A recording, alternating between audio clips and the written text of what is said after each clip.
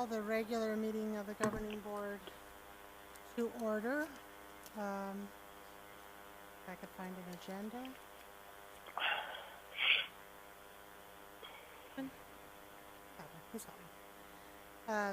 Let the record show that 4 board members are present.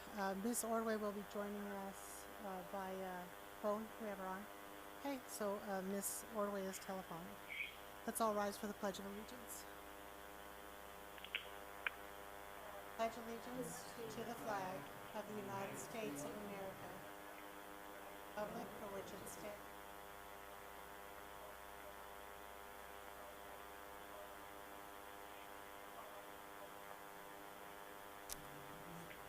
Can I get a motion to adopt the agenda? I move we adopt the agenda. Can I get a second? Second. All those in favor? Aye. Aye. Ms. Ordway? I can hardly hear you guys. We're voting to adopt the agenda. Okay, I heard you say we're voting to adopt the agenda. I'm going to guess you all voted, so I'm going to vote aye. All right, there we go. Governing board reports. Ms. Ordway, if you have one, why don't we start with you? I actually have hers, Mrs. Fisher, because she's struggling a little bit with her voice, if you would allow me to read it. Certainly. Ms. O'Brien will read Ms. Ordway's Board report. report. From Mrs. Ordway. For so many years, it has been my pride and pleasure to have participated in numerous outstanding events in and around our beloved DVUSD. And these last few weeks have been extraordinary. That was all in capital letters. My travels have taken me to football, volleyball, and badminton playoffs, to the marching band competitions, to our theater department's fabulous productions, to our kitchens and classroom teachers, to conversations with legislators, business owners, superintendents, and students. Alumni always working on how to improve, so very amazing. Our thoughtfulness and unwavering support in times of tragedy, our giving spirit that lifts our community to our respectful Veterans Day celebrations. Our willingness to be innovative and to listen is also a point of pride. We plan, we do, we study, and we implement. We are consistently improving to make our Deer Valley Unified School District the best place for students to learn and grow. As Thanksgiving approaches, please remember, you are Deer Valley Unified School District. Together, we make it better. Please take time for yourselves. That's her report. All right, Ms. O'Brien. Well, it's been a long time since we've all seen each other. And I would just like to say, as usual, our students, staff, and community are extraordinary. Everything from campus visits to all the incredible Veterans Day celebrations, business and community partner meetings have been were fabulous. I do want to tell you, this morning I was at Greenbrier for their Veterans Day celebration, and a parent came up to me at the end and said that she wanted me to know how grateful she was to have her daughter at Greenbrier, that she thought it was a wonderful school, and that Ms. Bramer was an excellent principal. So I told her thank you, because very rarely do we get stopped for the good news, so that was awesome.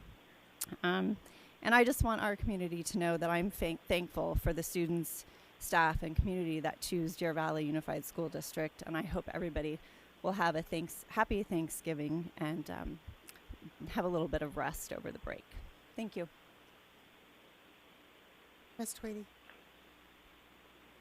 I would just like to wish everyone a happy Thanksgiving as well, and that's it. Great. Okay. Well, I'm trying to remember what I've done since the last board meeting, because it has been a while. I really enjoyed Mountain Ridge homecoming game. It was great to go to Mountain Ridge. I saw so many former students there, since my elementary school where I taught is a feeder to Mountain Ridge. They looked older, which confused me because I don't think I do at all. So that was fun. I enjoyed West Wing's business partner breakfast a couple weeks ago. Really impressed with the community and principal and staff there. And I'm looking forward to the Superintendent Student Advisory Council meeting on Thursday. That's it for my report.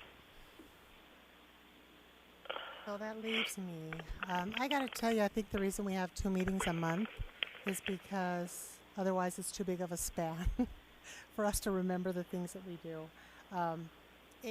We have had a lot of activities. In fact, the veterans celebrations were so plentiful they had to actually put them on a sheet for us to try and figure out where they were. Unfortunately, due to my schedule, I was not able to attend like I did in prior years. But I want to tell everybody how much those celebrations mean. As a military family, my husband is always just so grateful when he's invited to come to schools and he comes and attends, and the importance of teaching the next generation how important the individuals who serve our country and often lose their lives for our country is. So those are very, very important.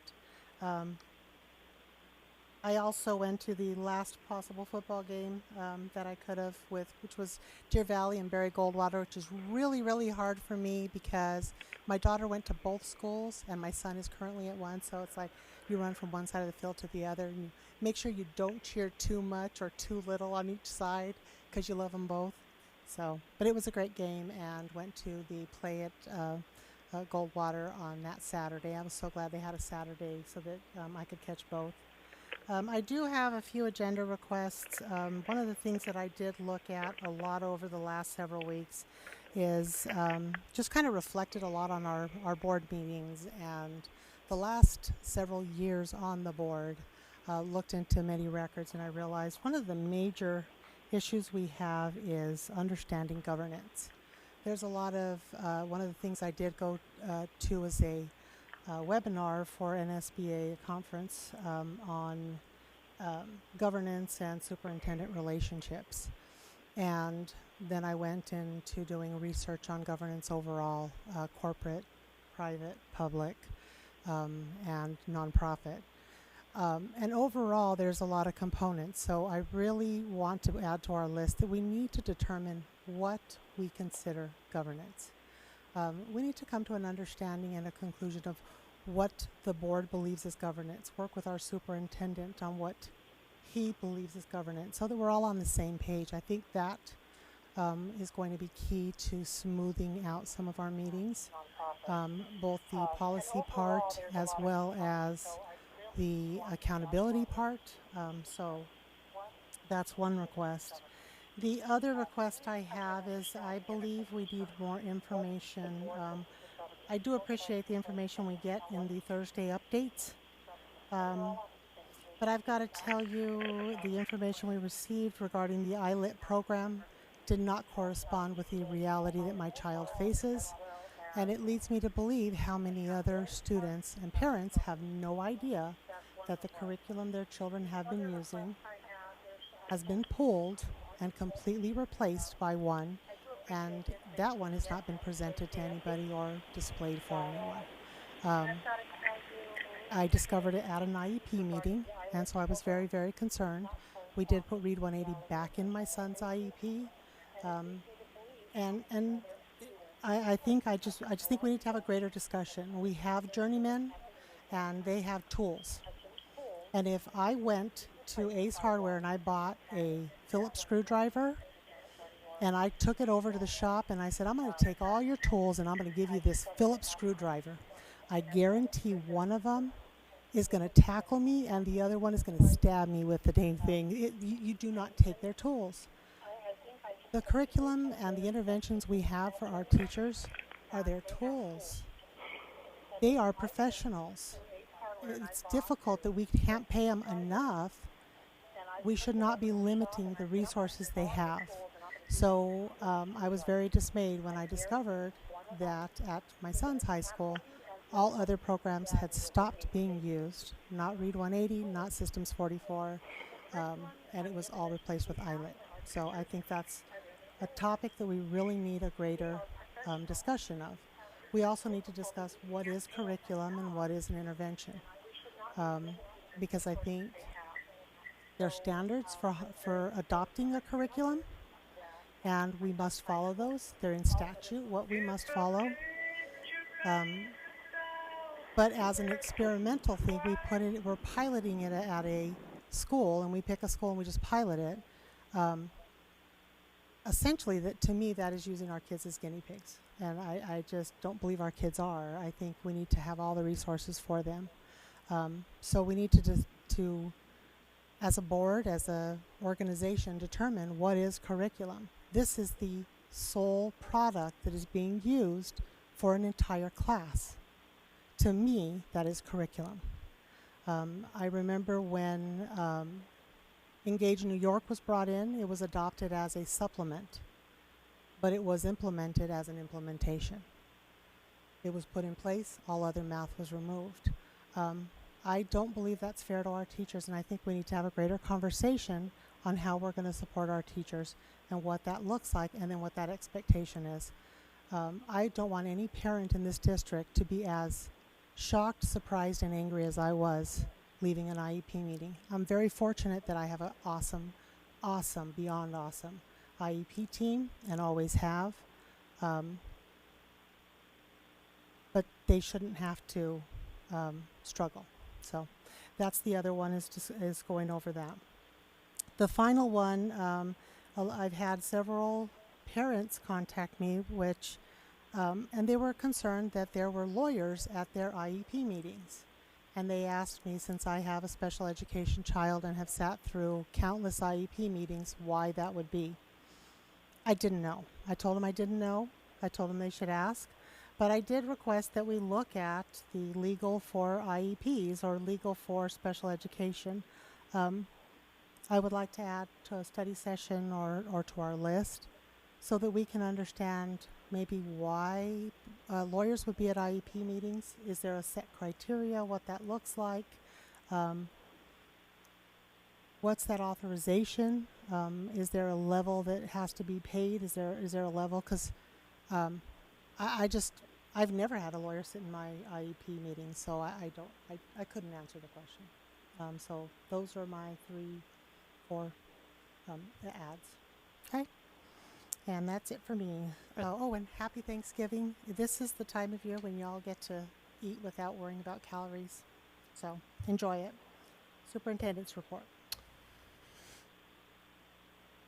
The couple things. Just a reminder that on Saturday is the high school state championships for band at ASU. DVUSD is up at 1:15. Mountain Ridge is at 6:30 and Sandra Day is at 7:45. So if you want to sneak down and see that, 1:15, 6:30, and 7:45. This is the last performance that they have and the one they get adjudicated on and get their trophies or not. So it'll be neat for us to be there if you can. And I think I'm going to drag Mrs. Finch too. So we're going to be there. Also, I think I told you previously that Grandma Finch is moving into the neighborhood on Monday. So my life is going to change. Not looking forward to that. Oh, I'm looking forward to that, Mom. Sorry. Bring her to a board meeting. Yeah. Remember, she lives in Apache Junction. I told her she can watch online. So I promised, too, that I would give you an update on travel, where we're at with that. Trying to get it done, obviously all organized before the new year flips over. I think I sent you an email. I want to review kind of just the 5 or 6 things that we've been working on. As you each gave me your request, and we're trying to customize it to meet everyone's needs. One of the objects is to tie any kind of travel to a campus improvement plan. That's one object we're headed towards. We wanted to tie it to their individual development plan as well, their IPP. We want to create some kind of a flow chart so it's easy for staff to understand what's happening and what happens if you haven't done this. It moves to this, and this form you need to fill out, and those kinds of things. And we're creating a tool as well that will help us with that. One person asked about emergency out for if there's a situation where we miss a date, a board date, and by no fault of their own.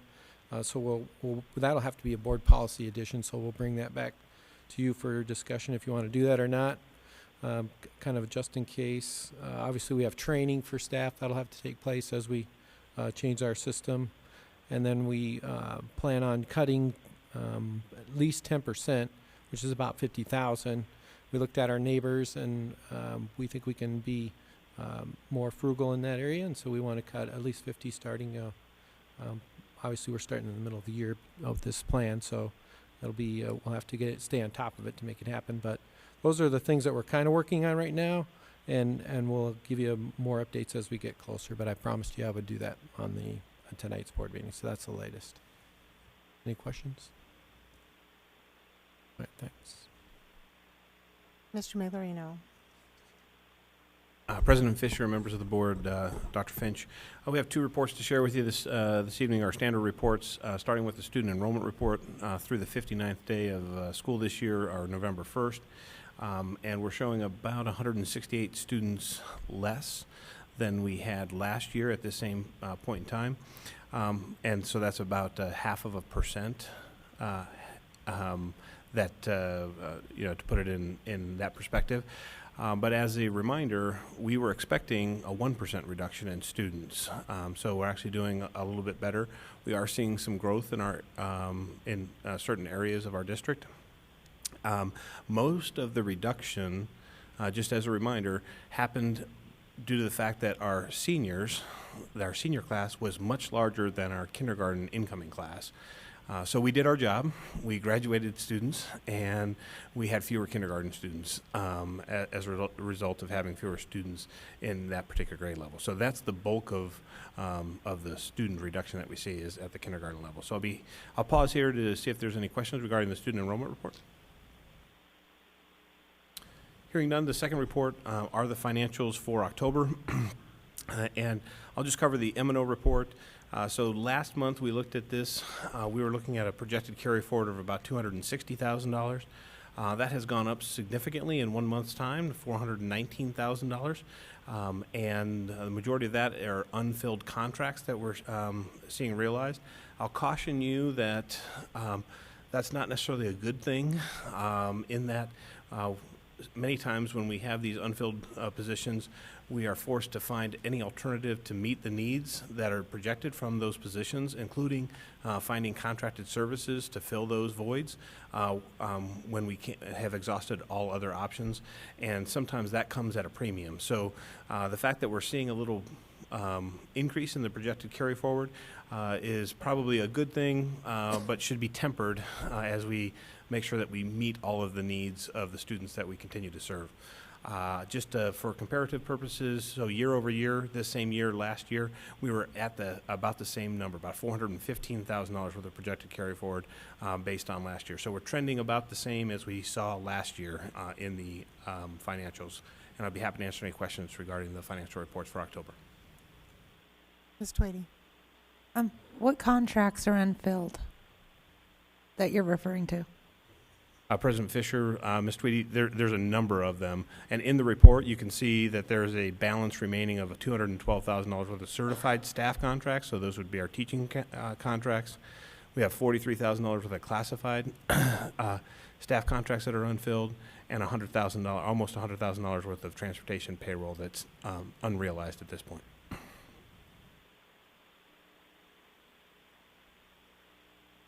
Just one clarification on the addenda. You have a budgeted of $2.6 million, and you have an uncommitted, or is that committed? No, you have committed.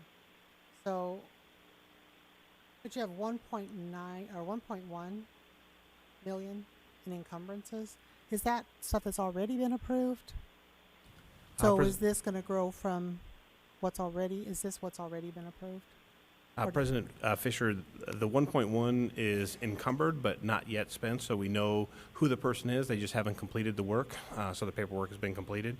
The $889,000 worth of committed budget balance are addenda that we have allocated to the schools. They just have not provided us who that's going to be, so it has not been encumbered specifically to an individual. Okay, so your committed is at your campus, your expense has been paid, and your encumbered is what is your known? Correct? So the expense is what has been paid, the encumbered is what has been obligated, and the committed has been what has been assigned or allocated to the schools. To the schools. Okay, thank you. Any other questions? Seeing none, let's go ahead and move on to old business. Yep, with 3A. With item 3A, I move the governing board conduct a second reading and adopt revised governing board policy BBBA, board member qualifications. Okay, there has been no changes to the best of my knowledge, and the document is there. Do we have any Second. questions? Oh, sorry. That's okay. Thought I had heard it. No problem. Okay. There's been no changes. Any questions?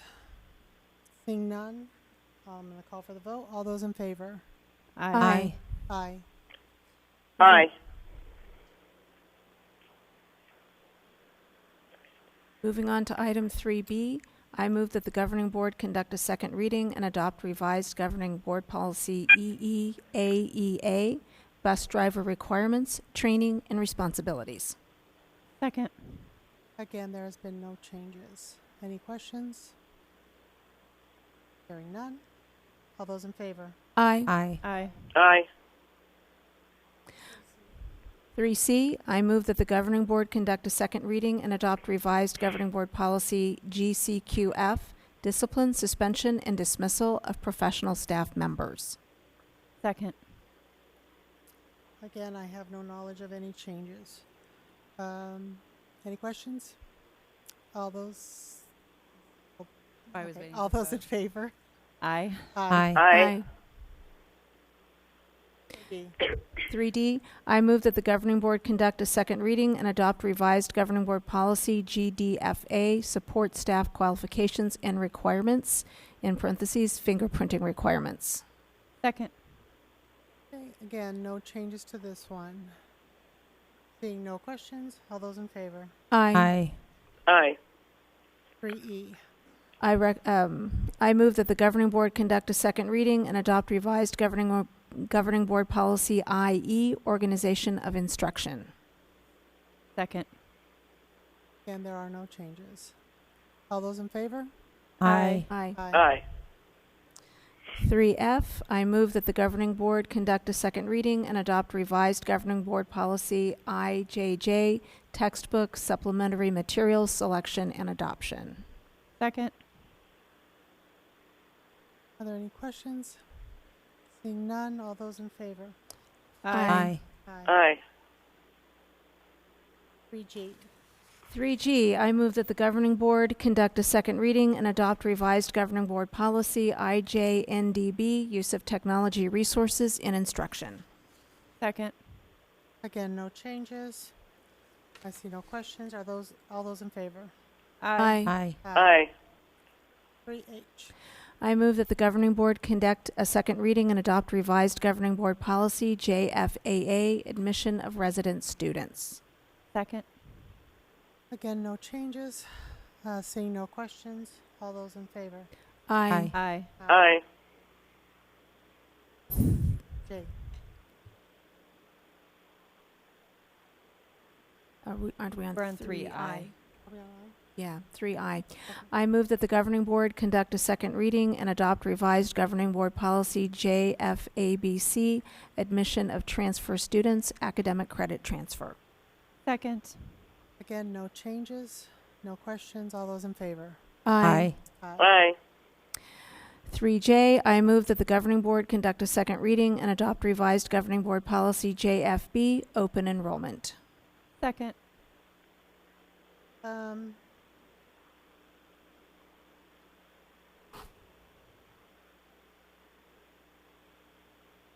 I believe that we've had problems with our open enrollment in the past. And while I'm okay with us adopting this as it is currently, it is on our discussion to one of our meetings in the future. I don't know if how the board feels. It will be brought back. It can always be brought back later, but should we adopt it now and possibly bring it back later to make sure that we are doing what's best for our district and for our kids? I don't know if it's going to, if it would impact anything in our discussions or not. It is on our list of things to discuss. Yes. What are the changes? I'm just trying to remember what changes were being made to this and why. Were they recommended by the legislature? They were recommended by ASBA. These are all ASBA recommendations based on how the laws have changed. It's pretty I don't think there were anything super specific. If we were going to change our policy in the future, if we felt that it didn't meet, there isn't any reason we couldn't bring it back and go through the process and change it. That's why I say I'm not opposed to adopting it as is. I just didn't know if any board members wanted to consider waiting. I think because this change is based on Legislation. statute that was changed, I think Yeah. it would be, in my opinion, our best interest to approve those changes based on the statute and then agree to revisit it, At a as I later believe date. we all have, because I thought it was on our list to look at Yeah. the open Yeah. enrollment. So So we could bring it back. I just wanted to make sure, I wanted to point out, make sure nobody had an issue with adopting it as is now. We can always bring it back. Okay? Okay. Seeing none, I'm going to call for the vote. All those in favor? Aye. Aye. Aye. Ms. Uh, Ordway? I need to ask a favor, Kim. When you're Yes. speaking, I can not hear you. When I- Jenny Frank speaks, I can hear her. So I'm maybe not what sh- I'm what not sure if Jenny's there's doing, you something could up do. with my mic. I can hear that it's different. I'm not really sure, but if I got any closer to it, it would kind of be in my tonsils. I can't make out what you're saying right now, and I'm listening to the live stream, but I'm behind on that. So can I translate? Or can you hear me, Mrs. Ordway? Yeah.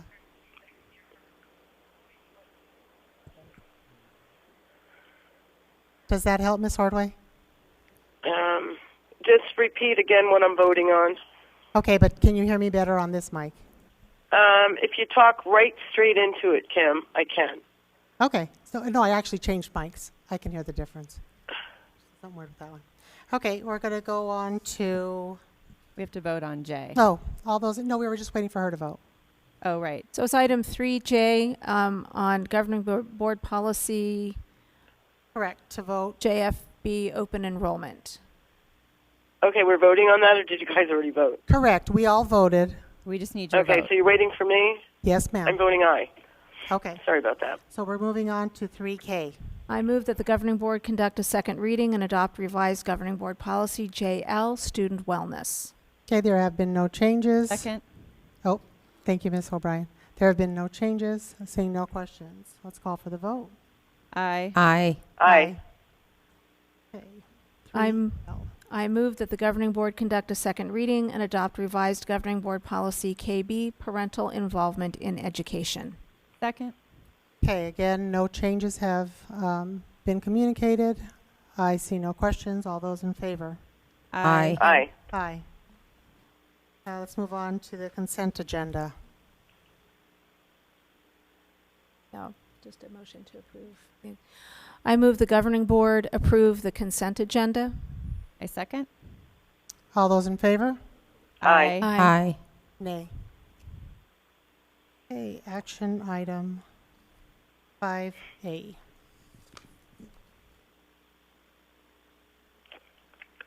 On just a second. No, board docs is playing games with me. Aye. Nope. Not yet, Miss Ordway. You're getting excited there. Sorry, I'm having some difficulties with. We're moving on to okay. the 5A. 5A, I move that the governing board accept the administration's recommendation to approve the addenda contracts in the attached listing. I second the motion. Okay, was there any, mine is stuck too now. Oh, mine's behaving. It's just finding it. Does anybody have any questions or conversations? Oh, let's see. Seeing none? All those in favor? Aye. Aye. Aye. Aye. Now, Miss Ordway. Miss Ordway. Aye, I'm sorry. I think you were on mute. Okay. 5B. That is what has been our process until otherwise, unless everyone is reviewed and is fine with all of them. Does the board have input? Is it possible to do them all at once as opposed to one by one? Does anybody have a reason that we should not? Okay, then go ahead and do them. If we can do them all as one, unless somebody wants to read all of them, one at a time. So let's do them one at a time. Okay, I move the governing board approve employee travel. We'll start with A, National Science Teacher Regional Conference. I second the motion. Any questions? Seeing none. All those in favor? Aye. Aye. Item B, IB DP/MYP Leading Through an Understanding of Culture and Context Workshop. Second the motion. Seeing no questions. All those in favor? Aye. Aye. Item C, presenter at National Conference, National Marketing Education Association. Second the motion. Seeing no questions. All those in favor? Aye. Aye. Ms. Ordway, just I could see everyone else. I can't see you, so if you do have questions, you're going to have to somehow signal me. I just realized that. Sorry. You have questions, Ms. Ordway? No. I'm No, sure this one she'll- works. Still speak up. I- Okay. yes. Item D, 2017 Midwest Clinic. I second the motion. Seeing no questions. All those in favor? Aye. Item E, U.S. All-American Bowl at the request of the president of the Band Boosters. I second the motion. Seeing no questions. All those in favor? Aye. Aye. Item E, board delegate to counselor conference. Second the motion. Seeing no questions. All those in favor? Aye. Aye. Item F, Rocky Mountain Association of College Admission. Second the motion. Aye. Yeah, seeing no questions. Oh, All those sorry. in favor? Aye. Aye. Item G, RMACA Board. I'm trying to shorten the description of the trips. Conference. Conference. Second the motion. Seeing no discussion. All those in favor? Aye. Aye. Aye. Item H, Title I National Conference. I second the motion. Seeing no questions. All those in favor? Aye. Aye. Item I, recruitment trip to Philadelphia. I second the motion. Ms. Tweedy, did you have a question on this one?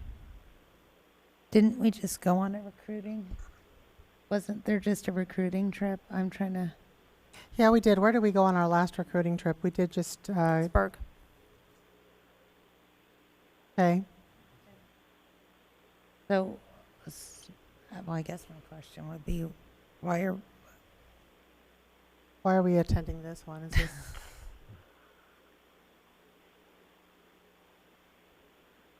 Here, we can share. I can just lean over. You sure? Okay.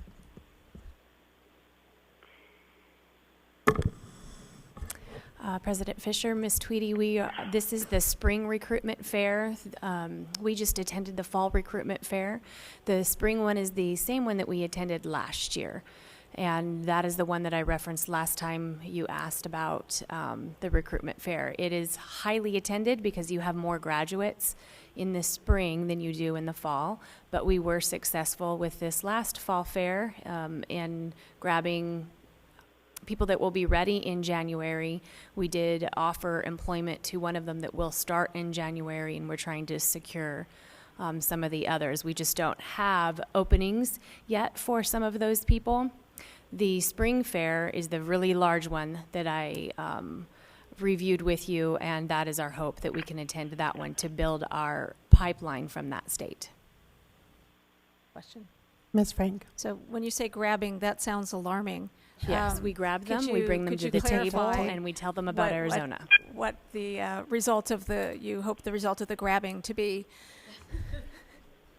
That they will Get 'em a come to house and Deer a Valley. spouse.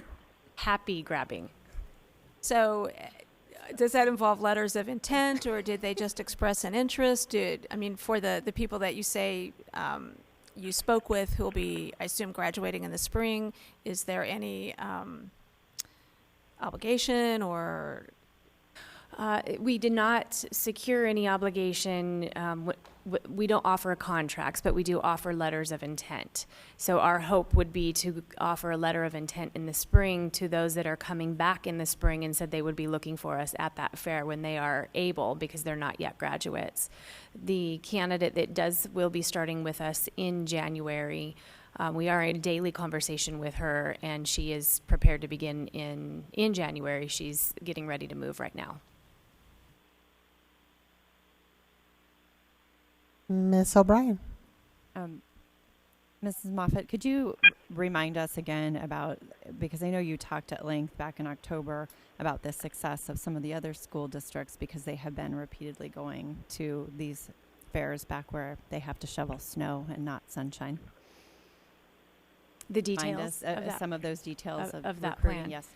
So the success that some of the other districts have seen with the repeated effort is that they have built a pipeline. Once they have teachers that are working in their district, those teachers reach out to their friends and their peers and families that are still in those universities or working back in the state, not only that state but the surrounding states, because they draw from other states too. And when they have that word of mouth, they were successful in having more interest than those of us that had not yet built that pipeline. So that was really our hope and our strategy.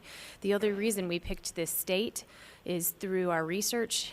We found that this was the most highly attended and the most successful location in bringing people to Arizona.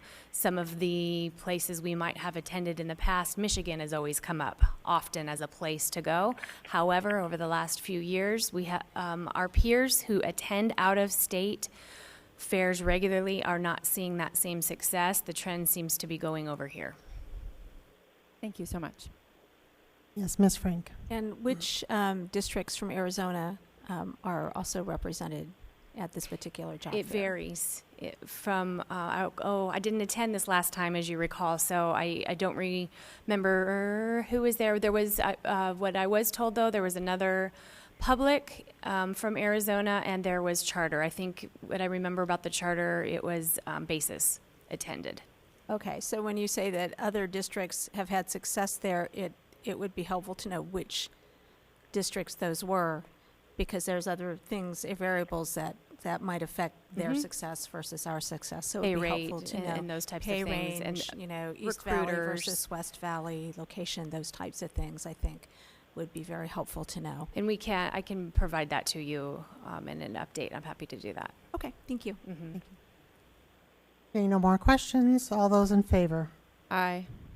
Aye. Aye. Nay. Nay. 3-2.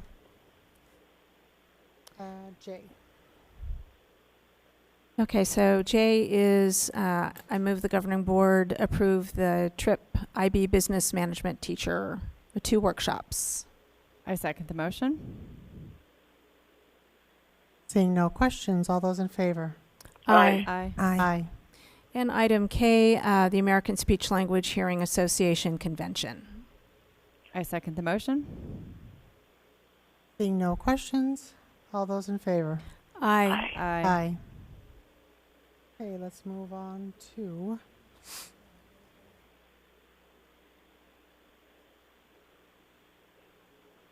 I think I heard her. I thought I heard her That too. is Did you hear Miss some- Hardway? I think Yes, she did vote. I heard her. Okay.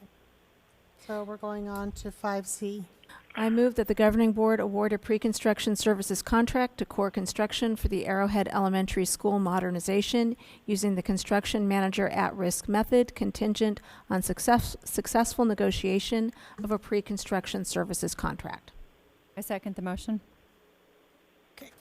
We do have a handout. Do we have something to Miss Ordway that she can see this? No, just kidding. Does she? Picture and send it to her. Miss Ordway, Miss O'Brien's going to text you. She's going to use her cell phone call. Kim, I heard O'Brien, Ordway, and I didn't hear what you said. She's going to text you a picture of what we are looking at. Oh, Because thank it's you. too little. Dr. Finch is going to be Oh, here. very They're beautiful. already racing. on They're the dueling case. cell phones. They are racing at this moment. And Dr. Finch, don't We hide got to behind see the which one has picture. you on speed dial. Okay, Dr. Finch has you on speed dial. Now we all know. Okay, does anybody have questions? Jim, do you want to explain what we're looking at? I would love the opportunity, President Fisher, members of the board. One of the things that I felt compelled to provide, and I apologize for not providing it earlier, just are the projections of enrollment for Arrowhead Elementary. We had provided this information in the solicitations, so I had wrongfully assumed that you guys had seen this information previously, so I apologize again for not sending it to you. But our demographer has the Arrowhead elementary school population growing over the next several years, and the current capacity of that school is 841 students. So we were back in the in 2008, 2009, we were almost at 800 students. We are projecting by 2025 that the campus would be over 800 students with the current configuration of the K-6 population, or preschool through 6th grade population that it serves. In regards to the actual scoring, we did follow the prescribed statutory requirements for reviewing the responses. They were all scored independently, and we are happy to recommend core construction as the highest ranked score of the responses that we received. Core construction, as a reminder, did Esperanza Elementary School, which is a very similar design to Arrowhead Elementary School in terms of the structure of the buildings. And we feel that's a good fit for this particular project for a number of reasons, including our track record working with core construction. So I'd be happy to answer any questions that the board might have. Ms. Ordway, any questions on your end? I have no questions. Okay, seeing none, I'll call for the vote. Oh, you do? I'm sorry, Ms. Tweedy. So, with the modernization, will it still hold 841 students when you're done, or? President Fisher, Ms. Tweedy, yes, there aren't any major changes to the square footage, and the school facilities board capacity is determined by the total square footage of the campus. Okay. How many students does the school hold? The school facilities board capacity for the school would be 841 students. Okay. But then on the Arrowhead projected enrollment, we're projecting it above 800 students in 2025. Are we projecting ourselves outgrowing the school in 8 years? No, it's just over 800 students in the projection, and the capacity is 841 students. Well, it's really hard because the intervals on the graph are 100 apart. So it's hard to see where it's projecting it. It's showing it over 800, but when you consider that, well, I mean, it is a little bit over 800. I just couldn't figure out. So if that's off at all, I mean, we're going to be dangerously close to capacity in 2025. These are projections, and the school facilities board capacity is one capacity. We also have a classroom capacity that we also calculate to be as high as 1,200 students on that campus based on the number of classrooms that they have. So the SFB capacity is what's published publicly. The classroom capacity is our own capacity calculation. That assumes the maximum number of students in every available classroom on the campus, which is unrealistic, quite honestly.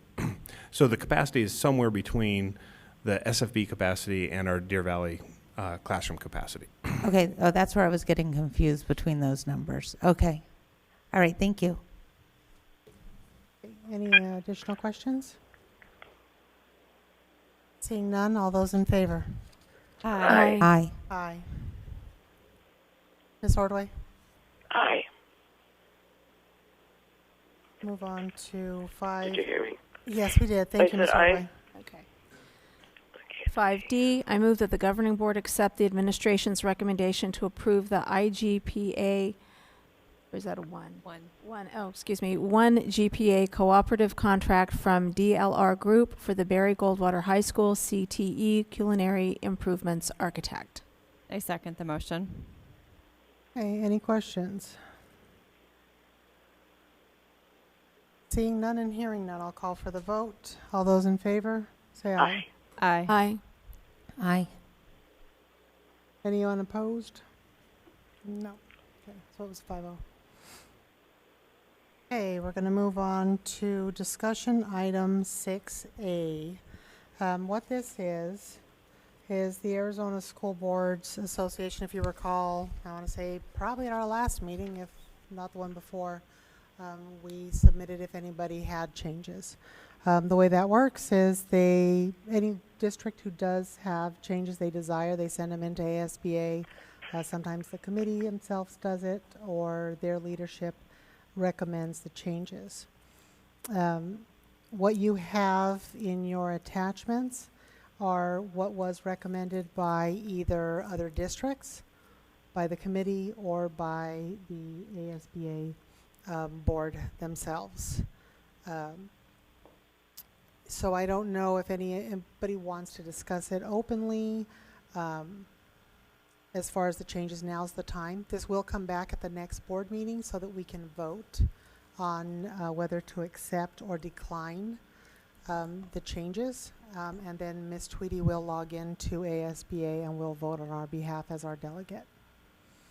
Does anybody have any one in particular they want to discuss? Sorry, can you say that last part again about who will Once vote? we've all directed Ms. Tweedy to vote, she'll vote for us.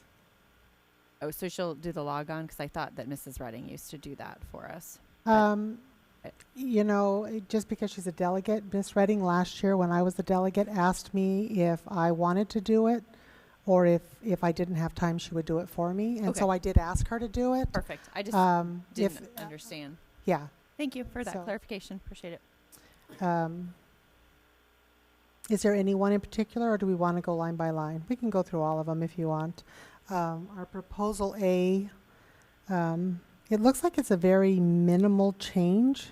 They're just changing, because they only have 4 meetings a year. They essentially are saying you just can't miss it. If you're an officer, you just cannot miss their meetings unless you have some kind of a prior authorization. Or your seat will be considered vacated and to be filled. Okay. We could look at number B, or letter B, sorry. They removed, or the recommendation is to remove by a vote of 2/3 of the member board. And then they want to replace it with when a quorum of 60% of the member boards vote and 3/4 of all votes in the affirmative. Since it wasn't submitted by us, I can't say why, but I know that all the clubs that I have, and even my boosters, they have in their bylaws something similar to this, because it's very difficult to get 2/3 of all member districts if only 50% show up. So you really want, you know, just by virtue that a group doesn't show up, you may never hit 2/3. So I'm guessing they don't give us guidance as to why it was recommended, but that would be my guess as to why. In previous years, on this particular proposal, that has been the reasoning, is that we cannot get some districts don't even bother to vote at all. Right. And it's real common that they don't show Right. up. So how do you get 2/3 vote if individuals don't show up? Yeah, don't. Mm-hmm. The problem I see with it is if 2/3 don't show up this time, it still doesn't pass. Right. Just, They've been doing this every year. I think they just so keep I'm trying. just saying it's something that I think I would do some kind of a roll call vote and make them vote. I don't know how you would do that, but so that's the case with this one. We'll cross our fingers and hope. All righty. Proposal C. This looks like just an addition to the bylaws. So this is a second option. This may be their way of addressing it. By the participating. So even just by adding the by the participating, it still takes it to who showed up. So it's just a slightly cleaner language than the one we just looked at in B, but it has the same effect. It's also a significantly smaller number. It could be a significantly smaller number because Correct. the first proposal requires Right. So, that and the 60%. problem, the only problem I see with this one is if they were to have, let's say, it's open to manipulation. Not that anyone would, but there could. In that, okay, well, it's going to be of who shows up, so we're going to have a very small event, and we're going to put it in, I don't know, Kingman, and see who shows up. No, it's electronic vote. It still remains an electronic vote. Oh, okay, yeah, it is. See, I thought it was low. I thought it was on there. So it still is cleaner language, but it could be significantly a smaller percentage. Okay. Then we have D. This is, they did this one last year as well. They want to essentially separate. Is this the one where they separate them? Oh, they want to remove the word Indian from Native American Indian Caucus. The only problem I would see with this one is if I've met a lot of Native Americans. Wonderful culture. If you ever get an opportunity to talk with them, and every tribe is different, but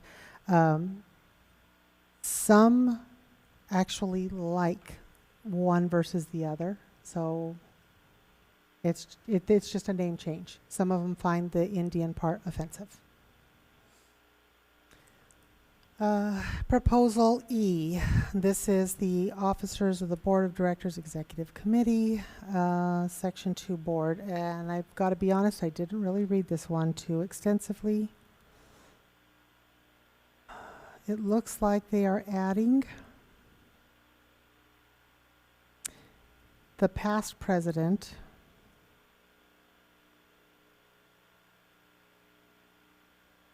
and past president of the Arizona Hispanic. So they're adding the past president portion to the Arizona Hispanic Native American Caucus. And the president to the Black Caucus. It's just an addition of one more person on that board, is what it looks like to me. Ms. O'Brien, have you heard anything on this one that I possibly haven't? Or Ms. Ordway? No, I believe that this proposal was also on the last 2 years, and it does add the additional person. Correct. Okay. Moving on to proposal F, we have no proposal to begin with.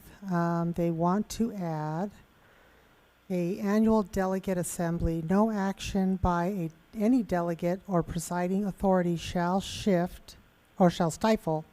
Okay, helps if I can read. And or terminate debate or discussion at the delegate assembly. May I speak to this? Oh, go ahead. Yeah. Well, that will make for some long meetings.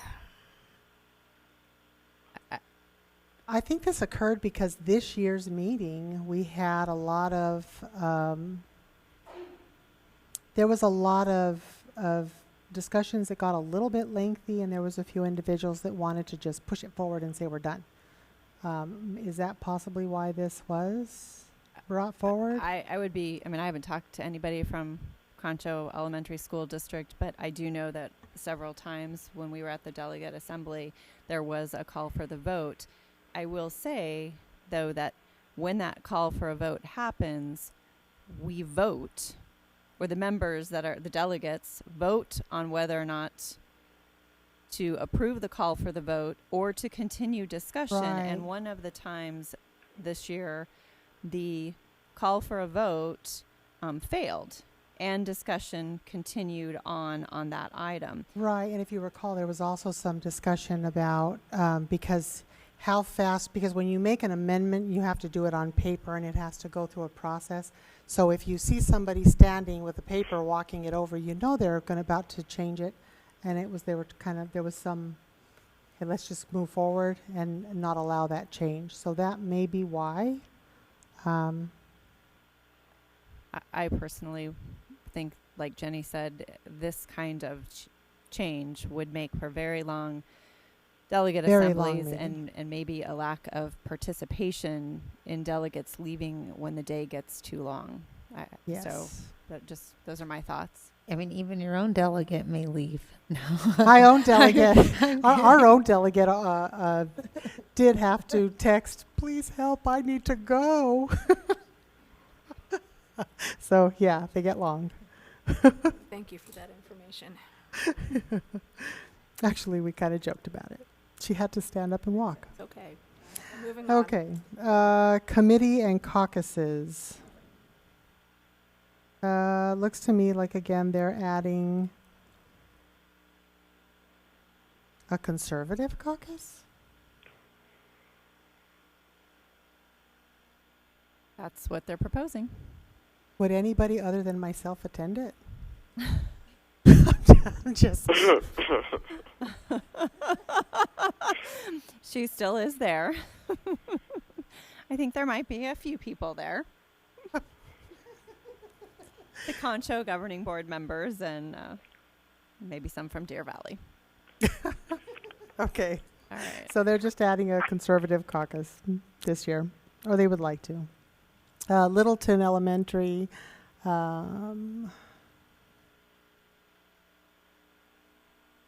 They would like a workshop for the delegate assembly in advance of the assembly in order to orient the new existing members, establishing the political agenda, moving items to the floor or action, and explaining the process.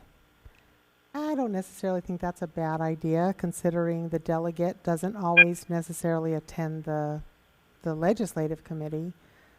They may be going in cold. I'm not sure that would be a bad idea. Ms. Ordway, do you have any input on that one? Yeah, I think this one actually has some real merit to it, because being trained and having some education and information on what you're doing while you're out there is a good thing. I agree. So that might be, essentially as the delegate, if you weren't on if you're new and you haven't been associated with the legislative committee in any way, you kind of go in and you just get what the legislative committee told you, and they give you a little white box and say, you're going to push buttons. They don't give you a lot of instruction your first year. I wouldn't disagree with either one of you. There is a little background note there, though, that operational matters related to the delegate assembly are currently not included in bylaws. And rather than it being in a bylaw, it could just be a change where instead of mandating a workshop, you could have maybe a video online that people could attend. People could watch on their own, or a webinar is what I'm trying to say, of some kind of thing where they could do it on their own rather than it making it in a bylaw. Right. Well, but just my suggestion. That's all. I mean, it's not that confusing to have a clicker with a yes, no, but I mean, I wasn't really wishing I had a whole workshop on it. No, but that's what I'm saying. They could do something, but my only fear would be is if they didn't have something, and the workshop doesn't necessarily have to be a whole day event or even go there. Ms. O'Brien's correct. It could still be a workshop online or a webinar, something of that nature. I just think, time but I commitment. think if you don't say it, they won't do it. Yeah, but time commitment for people, for some people, getting to the actual assembly is what they can manage. So I think having something available, a webinar or video, right, or, and that's and they can do it delegate that assembly way. for dummies or something like that, rather than asking people to Delegate commit. assembly for dummies. Well, you know what I mean. Miss Frank, you could write that one for us. I'll get right on that. Rather than expecting people to commit like a whole nother afternoon. Yeah, that's why I said I don't know if we will look at ASBA and see if we could possibly provide a change, but I don't think we can suggest a change. So the best move would be, if we agree with that, is to just say no, honestly. Okay? Can I say something? I can't hear who's talking. Absolutely, Ms. Ordway.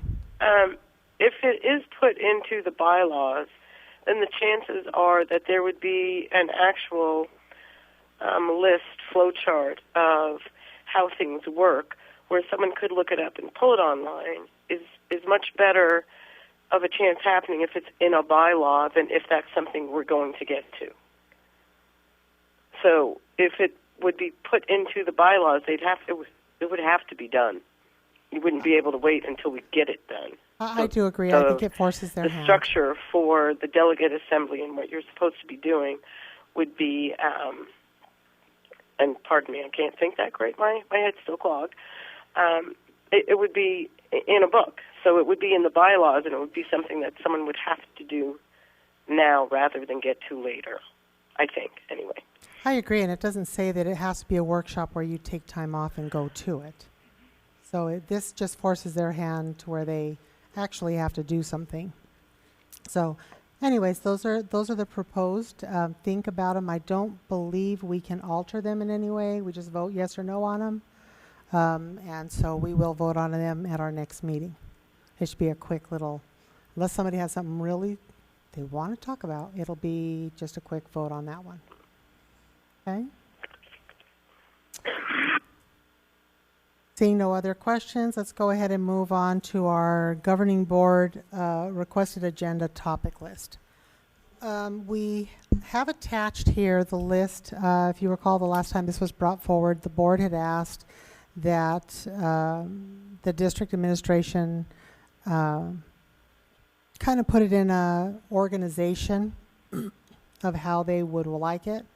Oh wow, they've changed it since the last time I saw it too. So,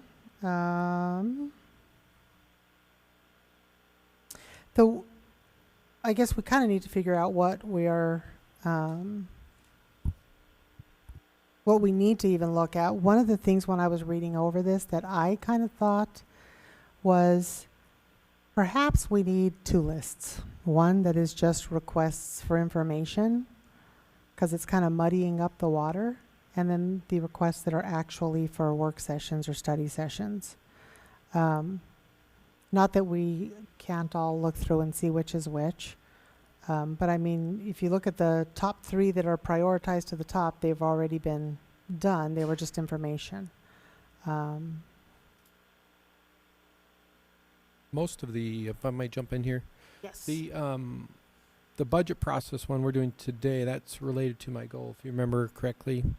The salary and benefit one is also related to my goals, and Mr. Miglierino needs to get in front of you ASAP to get the blessing on moving forward because of the time. Time is our enemy at this point. In the addenda process we've been working on, as you know, and we're getting close to pulling that together, so we need that ASAP as well to start January 1. We just need your blessing on it. So they need, the team needs time in front of you for that. And then Dr. Smith needs to get in front of you as well about performance pay.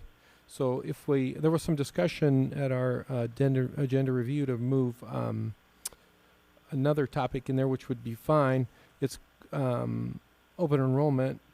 And if we move that into the bin, which is fine, we'll have 4 topics that we'll need to discuss that night. So we might want to make up some kind of a rule or give us a time limit, and then if we don't get to it, put it off to the next time or something. So all the topics can get equal opportunity. That would be my suggestion. Or eliminate a couple of them, or just buckle up and get as much of it as you can into the night. This agenda item, this discussion is really just to look at how things were prioritized and see if the board wants to adjust anything or move anything and or change anything. The one change that I really, really would like is to have 2 separate lists, one that's just requests for information and one that is the study sessions.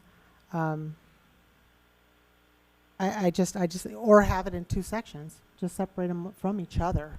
so that it's kind of makes a little bit more sense. The other thing is, one of the things that concerned me, and things did kind of move around since the last time I saw it. What concerned me, if you look at, let's start with, because I'm fine with the 28th, but if you start looking at the 12-12, you go 12-12, you go to priority.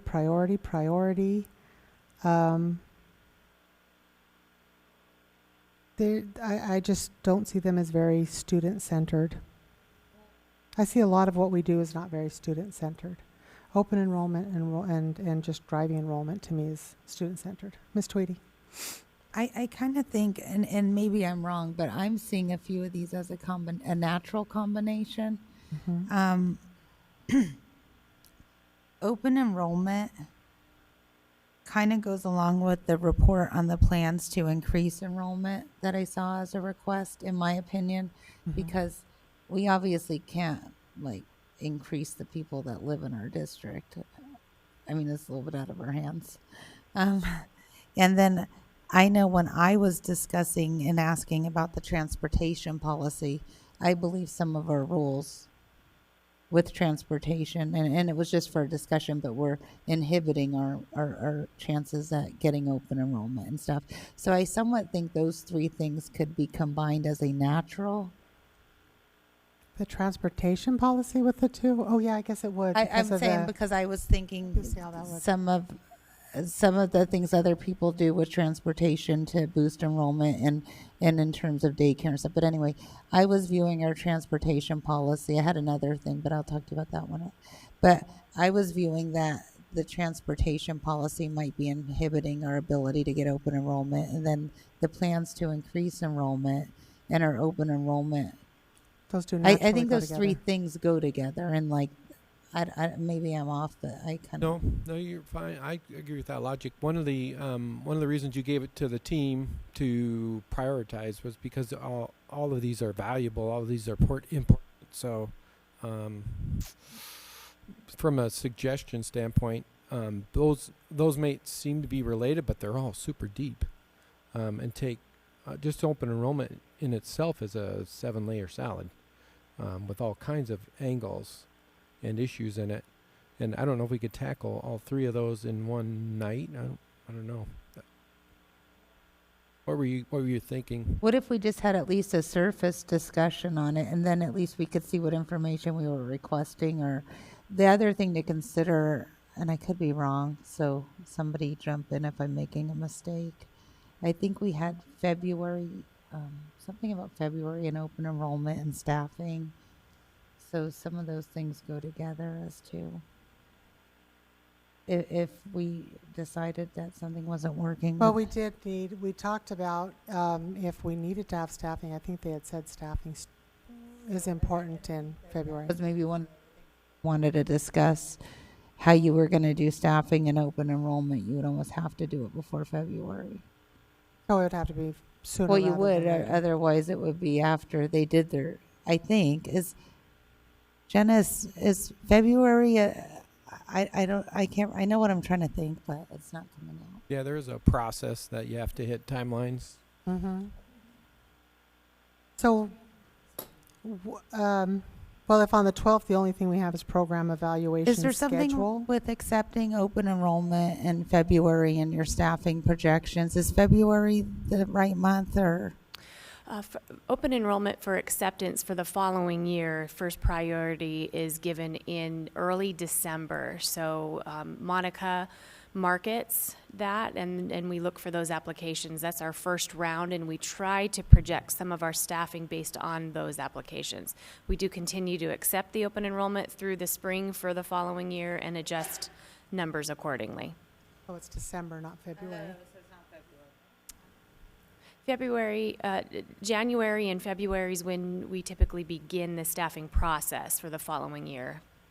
You need those numbers then by February, right? Because, And that's why we look for them in early December, yes. okay, That's the application side of it, though, okay. of the whole process. Well, and I think if, when you're about to decide what you're going to do with your child, I think more information is better to making a decision than, well, it may or may not change. I can apply in December, but they may or may not change it come January, February, March. What am I signing up for type thing. If the December 12th, is there a reason we couldn't put the three that you just mentioned together as a surface discussion at that December 12th? Do you? But I was kind of thinking the same intent was behind those three things, or was it? Or well, I don't know what you guys meant by your report. The increase enrollment. Which, that's not my report. It Request. says, oh, it was Ordway. I'm sorry, wrong Ann. Not a problem. It happens all the time. Well, I think, again, it's part of my goal as well. So, and you've been kind of in the loop already a little bit about that, kind of the progress that we're making.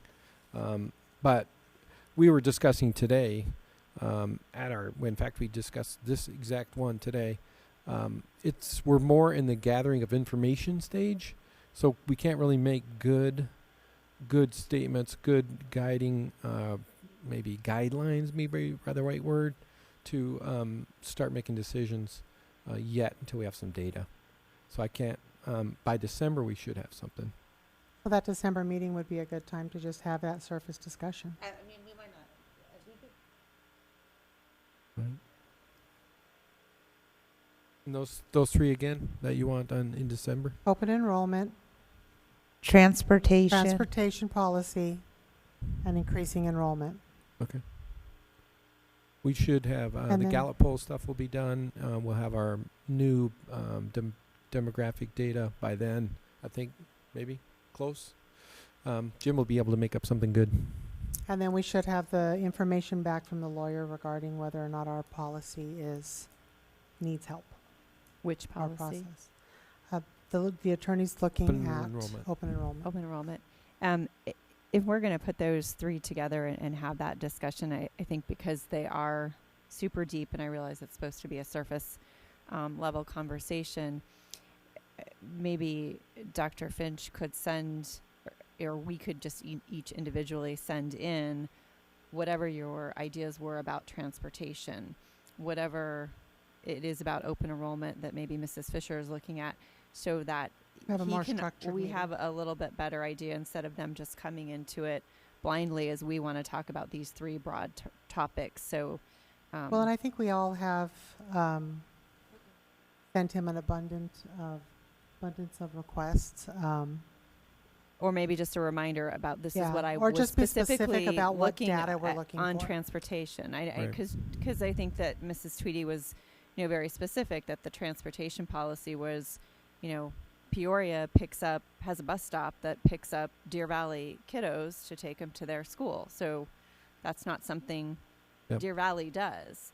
That's a pretty specific look Or at the child cares. or correct. different things, right? Those are some pretty specific things. Yep. And if you don't need that reminder, Dr. No, we Finch, do.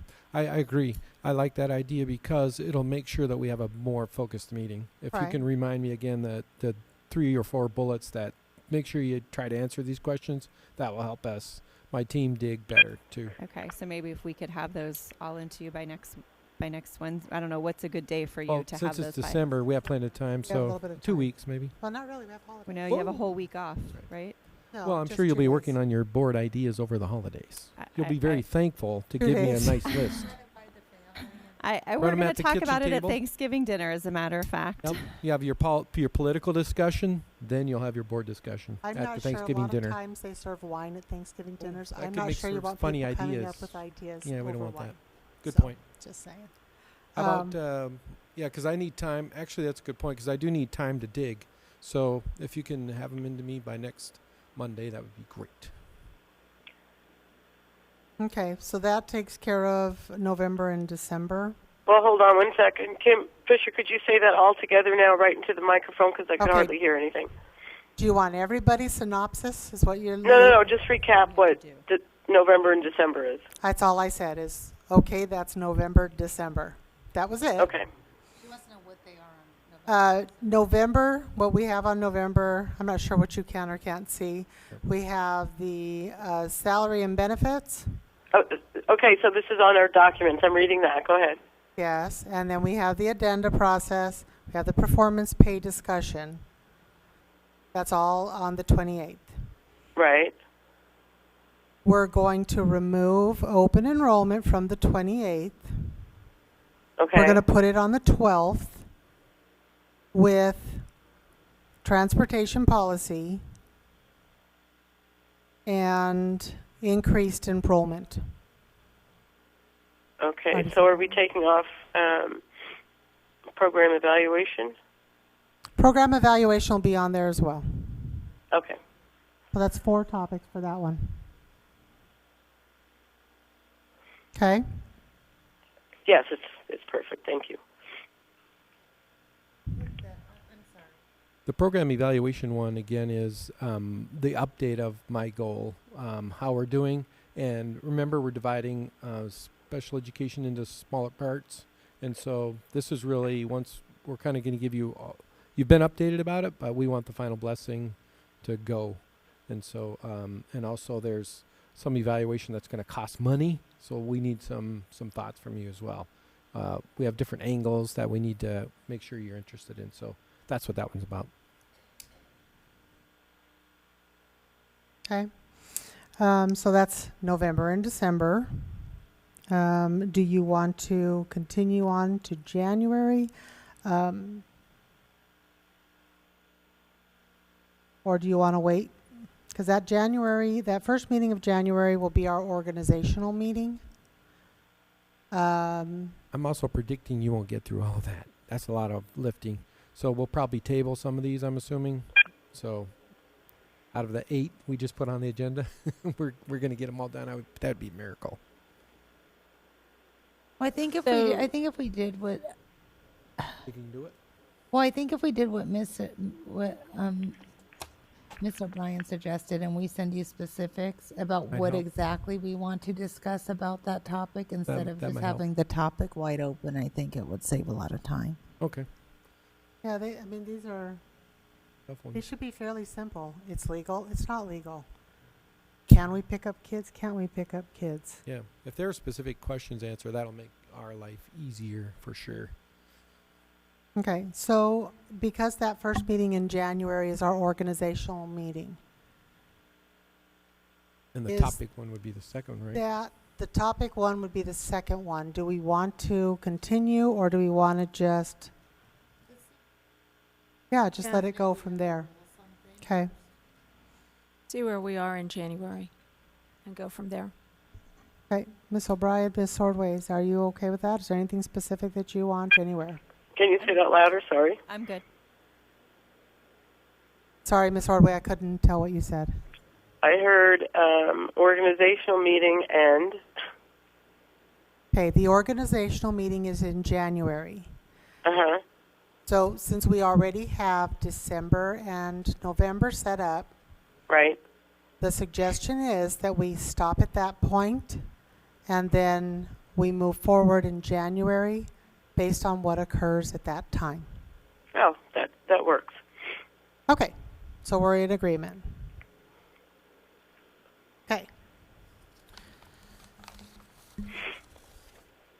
We're going to be out of here in a reasonable amount of time. Are we moving on to public comments? Yep. Okay. Shall I go ahead and read the So we do have one public comment, Mace Craft. Is that the correct name? Yes. Please go ahead and step up to the podium. Miss Tweedy, or Miss Fisher, Miss Frank. I'm looking at you. I swear I know your name. If you could read the admonishment. The board invites public comment on the district's business in general and on any agenda item in specific. All speakers must observe the rules of decorum. Speakers must fill out a card listing name, address, and topic and hand it to the board secretary prior to the president calling the meeting to order. Speakers must make their comments in no more than 3 minutes. If necessary, to accommodate all speakers within the 30-minute overall limit, the board president may shorten each speaker's time. Constructive criticism is in order. Rudeness, vulgarity, disruptive conduct, or remarks disrespecting personal dignity are not in order and will not be allowed.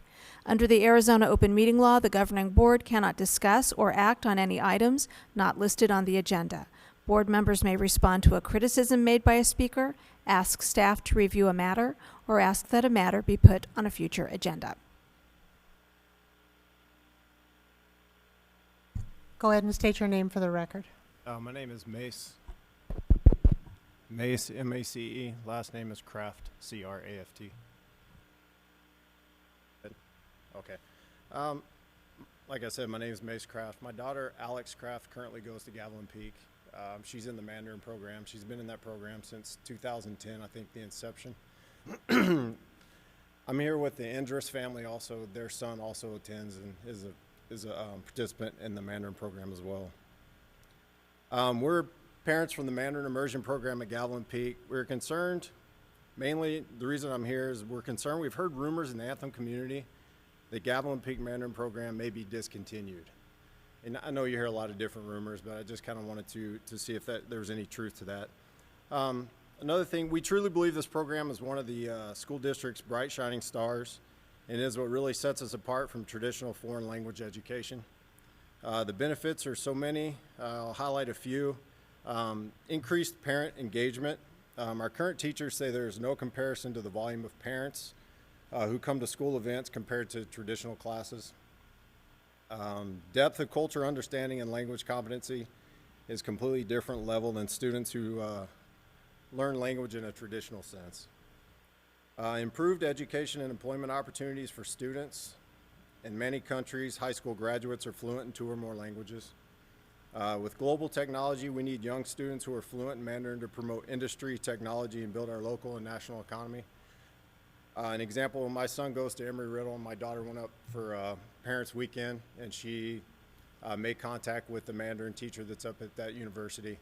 And she was really excited, and she didn't even know that the school district had a program like the Mandarin program that they offer, the one we're a part of at Gavilan Peak. So there are a lot of opportunities out there. This program, if enthusiastically marketed, has huge potential. For instance, Creative Castle, a local preschool in the Anthem community, sent half of the year's pre-K class to Gavilan Peak specifically because of the Mandarin program. So there are a lot of kids going there specifically for that reason. In 2015, bond election highlighted language immersion as one of the programs that would be supported by the bond. In closing, I'd like to say as parents, we're passionate about the Mandarin program.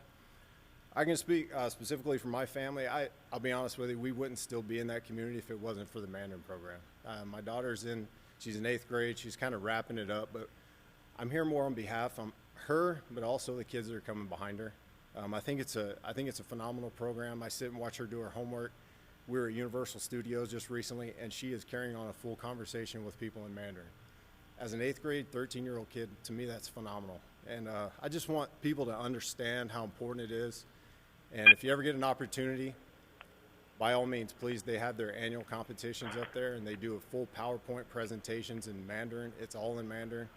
Please go and just participate and watch if you have an opportunity. We were promised in 2010 and have been supporting our students, teachers, and school since. The commitment was from the kindergarten through 12th grade. We feel it's important to include all interested parties in discussions of this program, the budget, funding, marketing, future plans. Sir, your time is up. Okay. I'm not sure. Okay. I No, just that's fine. No, I hadn't appreciate noticed the zeros. Sorry. Oh, okay. Okay. Thank you. Thank you very much. Thank you. Okay. Future meetings are posted. Can I get a motion to adjourn? So moved. Second. All those in favor? Aye. Aye. Aye.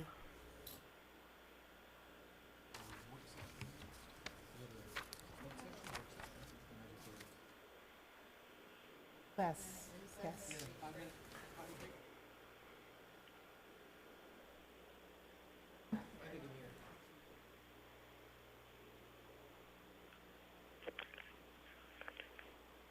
Right here.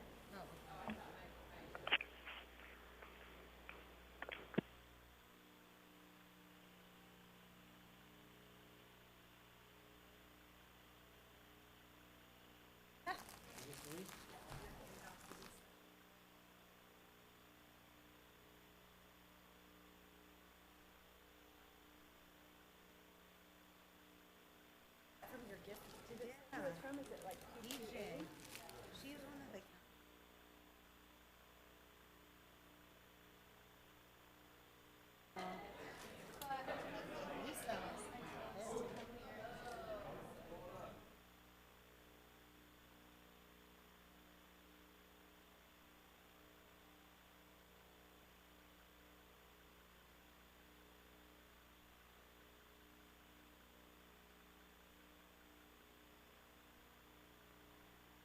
Okay.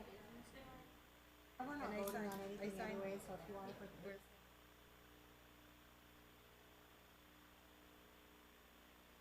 I don't know if I brought Voting any. something other than a flag. I'll go see if I.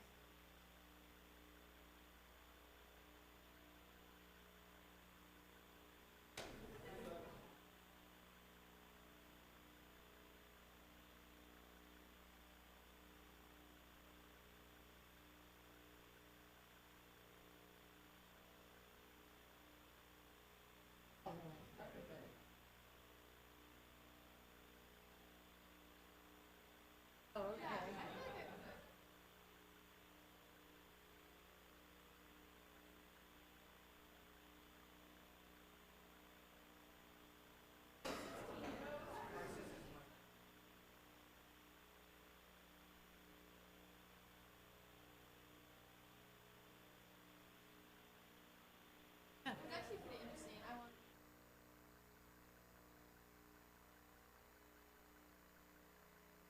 That's it.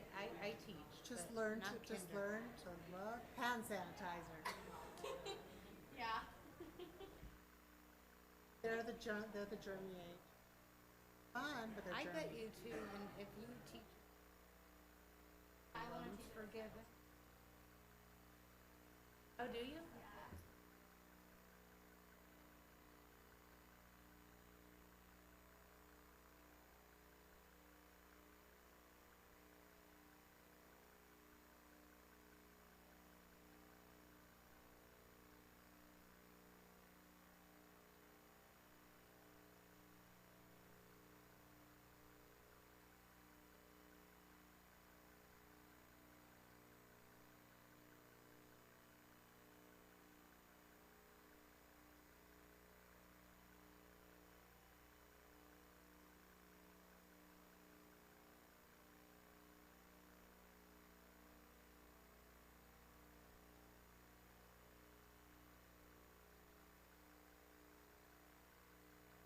And all of your assignments will be to interview.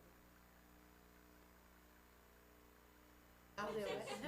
I had to do that when I was in school.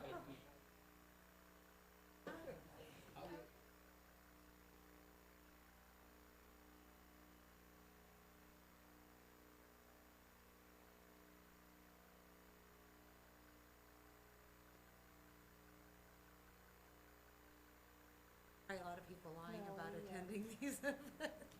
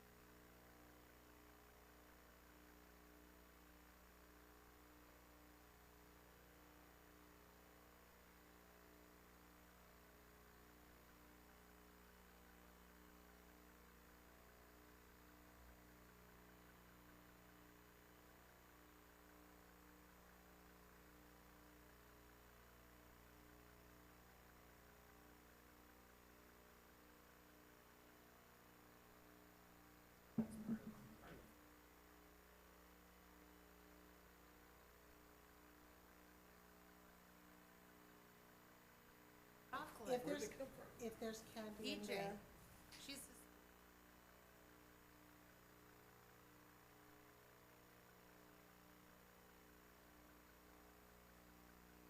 Oh, have to you give want to it to give me my yours? son. Oh. yeah. I Give thought it you were to going my to give son. it to me. No. Gotta be kidding. I have William. and or waste it.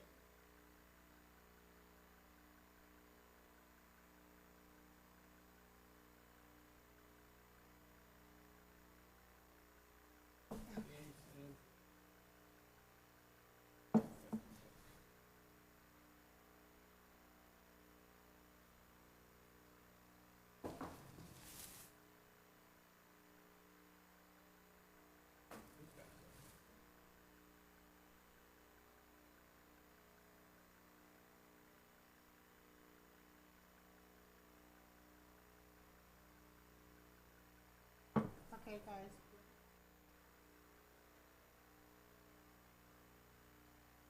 Seventh Street and Bell.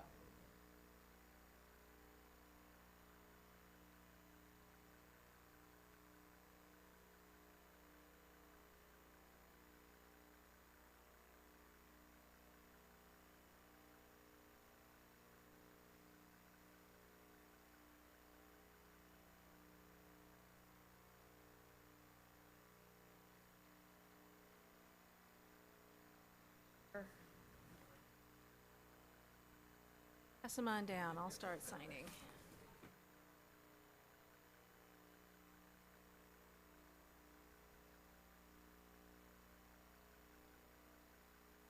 Oh, I'm special, just me. She's special. Oh, please, Darcy. Tell me you got the joke. That's my brother's name is Ed.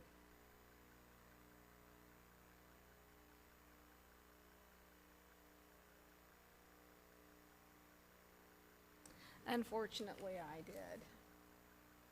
Is what, the 14th? I'm not going to bang on the little thing. We're going to call the special governing board meeting to order. It's a work session. Let the record show Ms. Fisher, Ms. Frank, Ms. Tweedy, and Ms. O'Brien are present. Ms. Ordway will not be joining us for this meeting. She will just be watching us, and she'll send any comments to Mr. Miclarino or Dr. Finch directly. Can I get a motion to adopt the agenda? I move we adopt the agenda. Second. All those in favor? Aye. Aye. All right, Mr. Miclarino, this is your show. Anybody who's doesn't want to say they don't have to. Dr. Finch was just concerned they might feel they had to. Except for Jim. Nice try, Except Jim. for Jim. Mr. Miclarino, you must stay.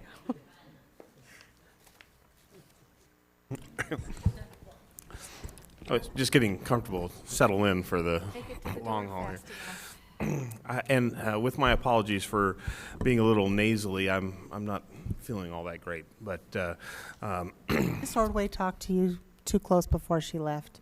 yeah, I think so. Let's blame her because she's not here to defend herself.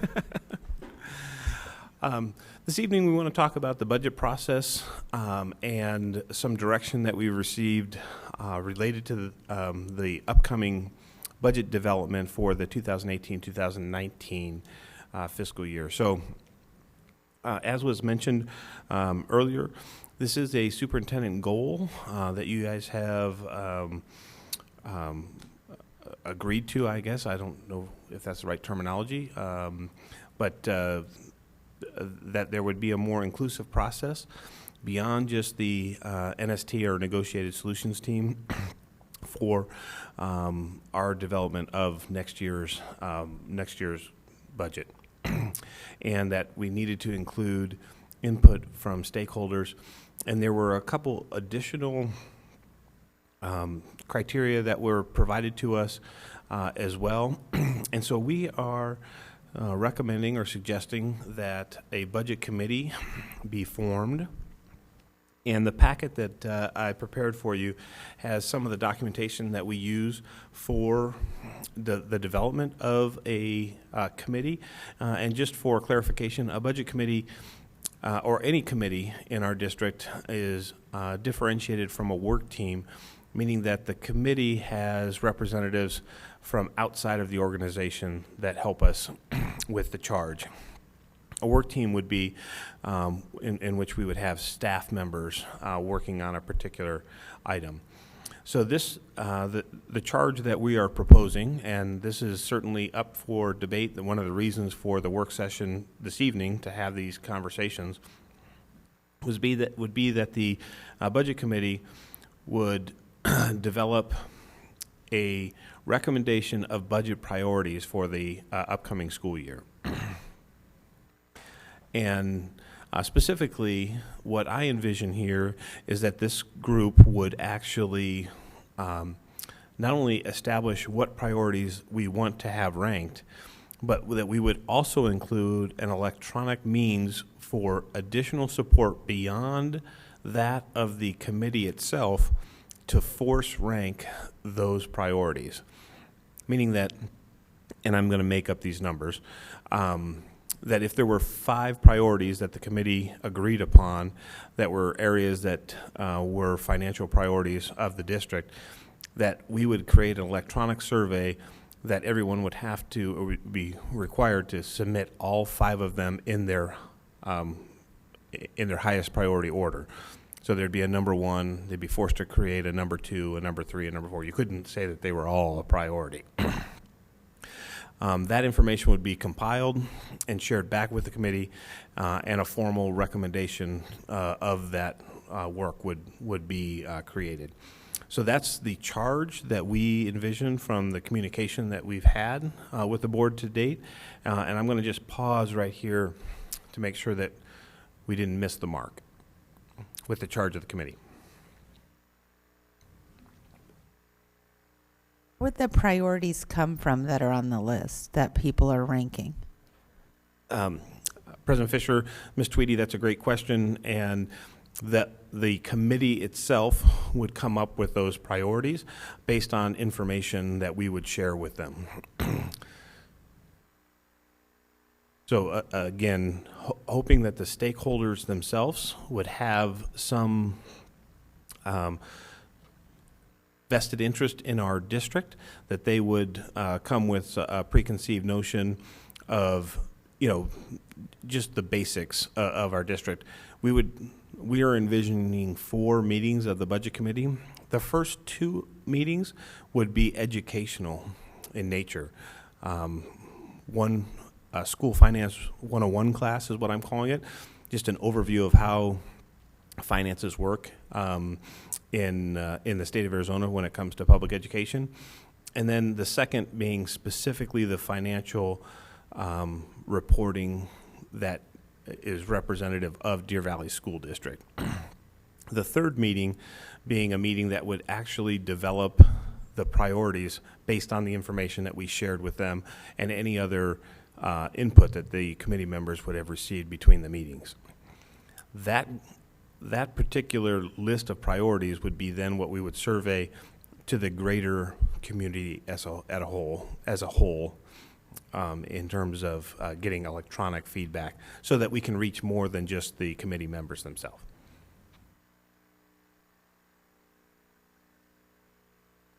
With the spacing of the meetings, I know, I'm thinking from last year, so sometimes the legislature hasn't approved their budget or we don't know how much funding we're going to get. So will the committee know the final number when they're prioritizing, or will you go back if there's more or less money, or what do you?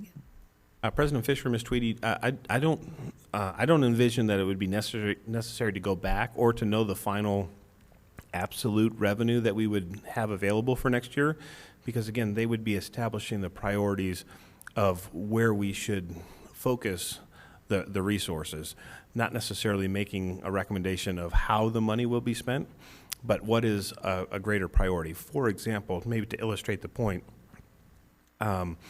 if the committee and the input that we received valued class size and maintaining class size as an example, then we would know that we wouldn't want to propose anything that would alter the class size as we know it today.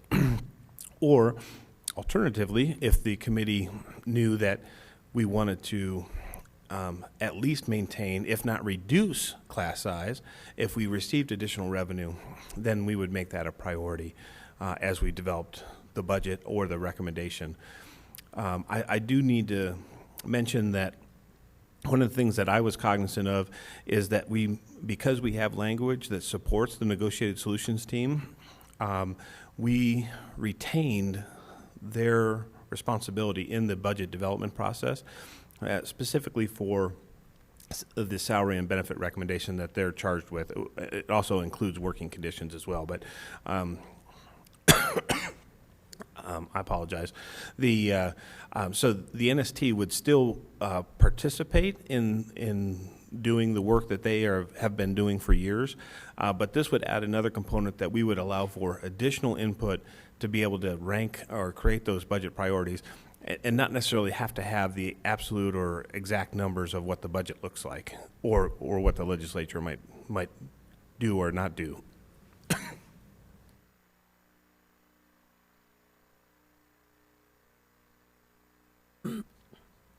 I'm going to chime in just because I think I was envisioning something completely different.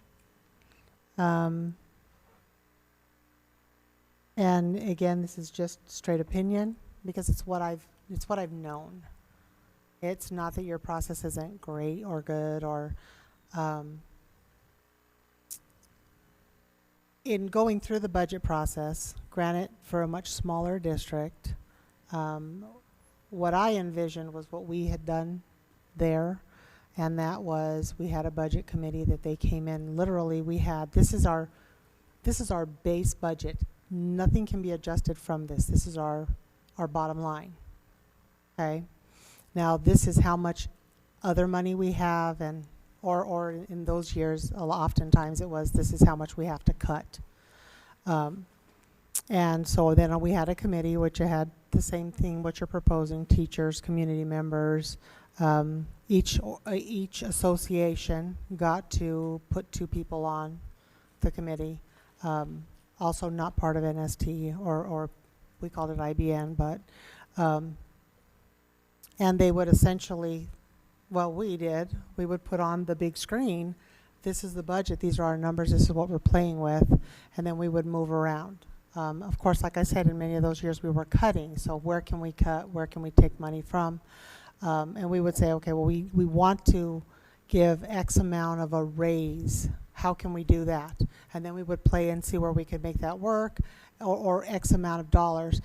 Once we figured out how we can make the budget livable, where we can get as much as possible into our staff or what have you, at that time our final meeting was with the budget committee and IBN.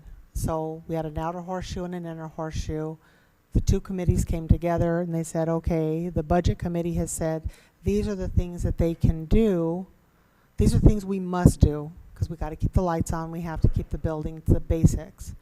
And then we have this much money that we can dedicate to. And then at that point, IBN says, okay, well, we've already done all of our negotiations for our benefits, our health, our working conditions, all the other stuff that the associations do. Now we're going to determine how we're going to spend this money, and and wherever that's flexible and how we're going to do it. That's more like what I was envisioning, and I don't know if this is the same. This sounds like we're, I guess as I listen to Ms. Tweedy talk, I kind of hear it's the same process, but with just more people, where we're giving priorities. And where are those priorities? And there's so many unknowns. I want to be able to have IBN, or you guys can call them NST, whatever initials you want to give them. I want them to say, we had power. This is the maximum amount that we could get, and this is what we did with it, and we did well. So, and I just don't know if this does that. That's just my input. Don't know how the rest of the board feels. Does anybody else have any comments, or do we want to discuss as we move forward? I have a couple questions. Ms. Frank. Okay. So looking at the proposed budget committee stakeholders, can you give some background as to how you came up with the potential list? President Fisher, Ms. Frank, I made it up. Okay, fair enough. How did you make it up? I just tried to incorporate who I thought would be stakeholders that did not have necessarily a voice in the budget development, and those that had a vested interest that would, want to participate in at least the development of the priorities. Okay. I personally, and I'm trying to not impose my personal interest in this because I understand that this goal has been already established to provide a budget committee. I think the benefit is in getting a list that we can send out to a greater mass of individuals to be able to say, hey, are extracurricular activities a priority in our district? Or should we be focusing on class size or teacher salary or bus drivers? Trying to find out where that the priorities are from our community is, I think, the area that we cannot check the box as we develop our budget, or at least in the recent past. So I would imagine that looking at the employee groups, that each employee group would select the person that they would want to have on the committee. That is what I envisioned, and again, we hadn't gotten to this point, but the membership requirements would be that they would be separate from the negotiated solutions team. Okay. But I'm curious as to how the parents would be chosen, and then we have a parent from each region, but then we also have a parent organization representative parent. So if you could speak to that Again, a little bit. Tried to look at already established stakeholder groups that we have, knowing that we wanted some representation from the parents as a whole, as a stakeholder group themselves, but also knowing that we have an established relationship with our parent organization group that meets monthly. And so we were thinking of including a representative from that group, not being one of the 5 parents from the regions. Okay, so then how would the parents from the regions be selected? That's a great question. We have included a sample welcome letter, and we have a process for establishing committee members. Most of that time, most of the time when we have a committee that we're soliciting input from, it says that we do so via the website, but we also employ a lot of the school administrators to help us identify somebody that might meet or fit the bill for the charge of the committee. So a lot of times it's a recommendation that comes from what we refer to as the region meetings. So each regions, they get together frequently.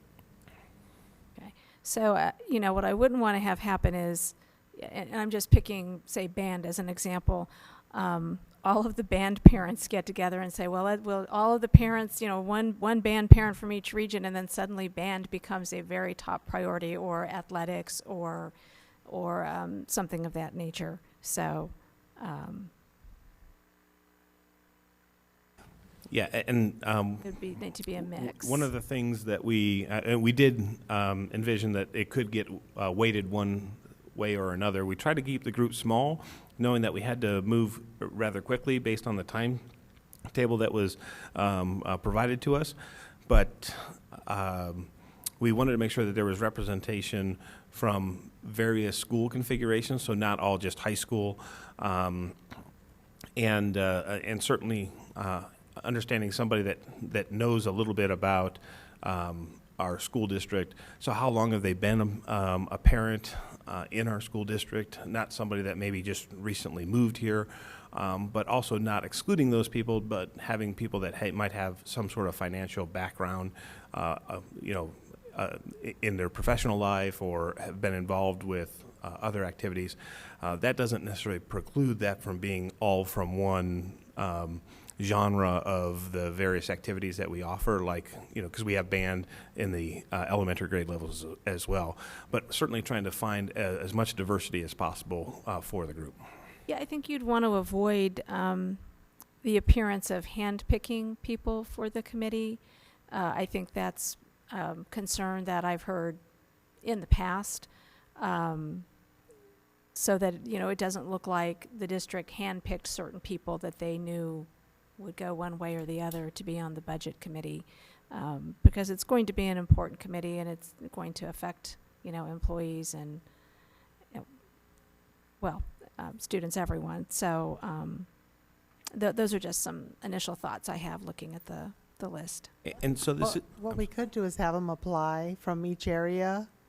I'm going to laugh as I say it. We could have them apply from each area, throw them in a basket. We could just pick names so that we know it's random. But as with all committees, it's really hard to get a lot of people to apply. Sometimes you take what you can get. You may only get one person we from have an to- area that's willing. We have to make sure we mark it that we're looking for a committee. I agree. And then I guess the next thing that was kind of back to your point. So I guess when it kind of sounded like, well, at least what I was envisioning. So with the survey and they rank priorities, will the committee also have the ability to, I think what you were saying is maybe recommend cuts to other areas. So even if it's not that we're getting extra money, that maybe they don't see money we're spending somewhere maybe as valuable. Or even at least find a way to, because ours wasn't necessarily, at the And time we obvious- were making cuts, but even just recommendations But where you we were can saying if trim, you play with yeah, this, you move this, and then this goes down, that is making cuts. Somewhat. It is, so it's like, it's not just you're meeting to spend extra money if we have it, oops, we don't, but, There'd have to be a criteria. I mean, we did, well, obviously, I some would just things be would, afraid that we, no, some things would just be off the table. I mean, obviously, we're not gonna say we're not gonna put gas in buses this year, or Or we're people. not gonna run electricity, but I'm saying things that maybe aren't essential. yeah. We did hit power, actually, we did. We changed our schedules of when the lights are turned off or on the weekends and that kind of stuff.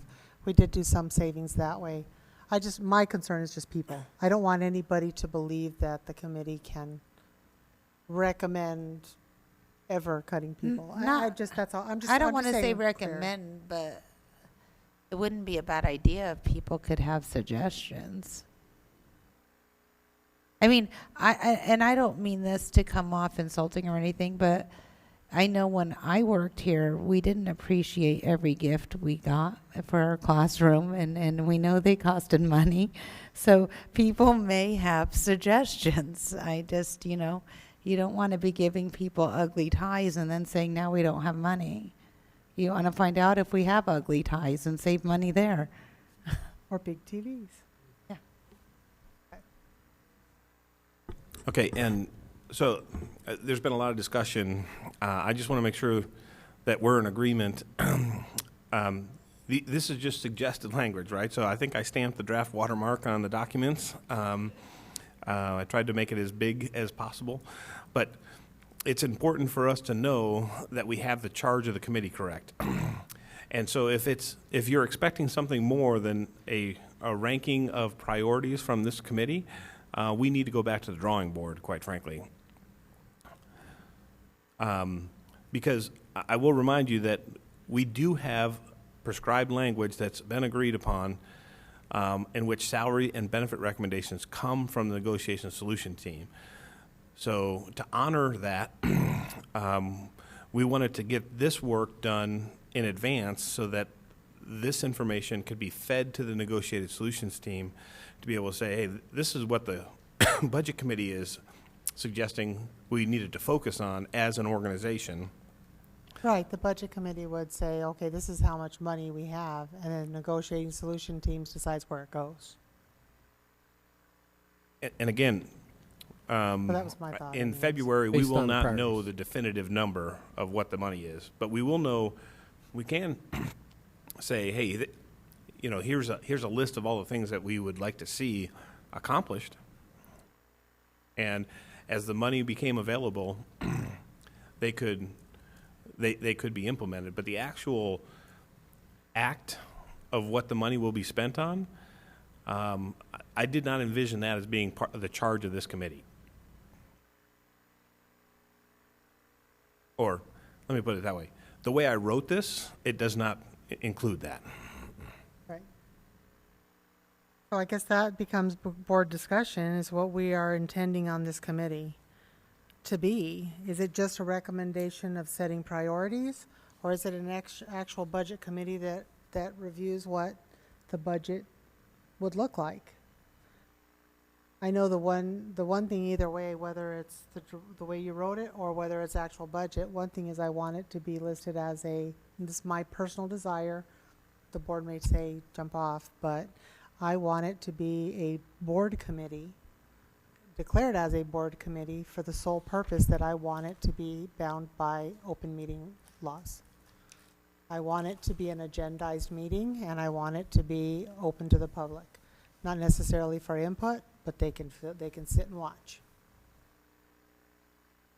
if they so choose. And it's really it's not a lot more work than what is already there, because all of ours were all open meetings. Yeah, we were planning on doing that in this room anyway. So excuse me. We were going to do we were thinking the education 1, 2, 3, and 4 would all be good for the community as well. So that's why I was going to be in this space with the projected the learning. A question. Yes, Miss. Mr. Miglerino, when it used to be IBN in Deer Valley, was that committee a governing board committee? Do you recall? I know that's...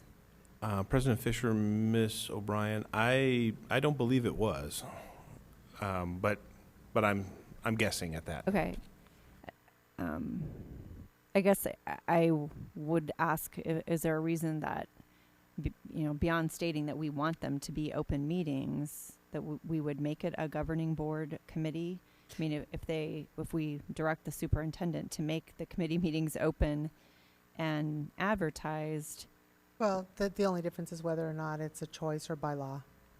If it's a governing board committee by law, it has to be, that's written in statute. That's the only difference. It's written in statute that it must be an open meeting.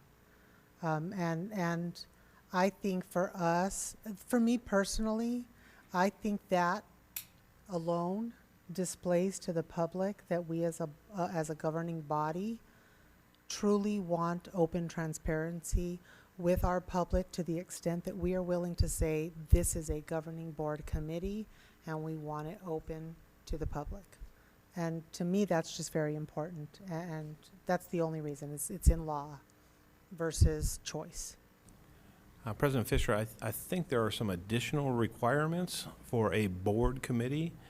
There might be, and that's why I mean, say the posting of minutes, the timeline for that. So would there also require a board member on that committee? no. You'd have to have a secretary to take minutes, and You would have to have a secretary to take that minutes. stuff. But it would not require a board member on the No. committee. No, we were planning on displaying them anyway, doing open meetings anyway. So that was part of that makes a ton of sense, especially if we record them, then people can re-watch them, and we can do a lot of education with it as well, is what we were thinking. Again, transparency, but we were thinking more of the educational side. Well, a lot of folks in the community, myself included, we realize you never really get into how deep an organization is until you live it. And so when I became a superintendent, then I realized, wow, there's a lot of layers to this salad. And by doing it in public, recording it, live streaming it like this, all the staff could watch it, community members could watch it, and it'll be a great educational tool for to people know how complex this is going to get. The reason why I kind of like this format, as Mr. Miglerino has referred to, it makes the circle wider. We can get community input. We can get every staff member can fill out the survey. Every students can fill out the survey. Anyone can fill it out. And so we should get a nice big swath of what the community thinks about where our priorities should be. I think that's kind of what I was envisioning. You're doing that at the end, or you're doing that midpoint, and then that's brought to the committee for part of discussion? I wouldn't call it midpoint, but in the process, and then that the results of that survey are brought back to the committee for a final recommendation. So, but again, it is important for us to make sure that we're aiming at the right target here with the charge, so that they would be just coming up with a list of priorities, not actually making the determination of the budget assignment. And I just want to make sure that we have some consensus about what it is, especially if it's going to be a board committee.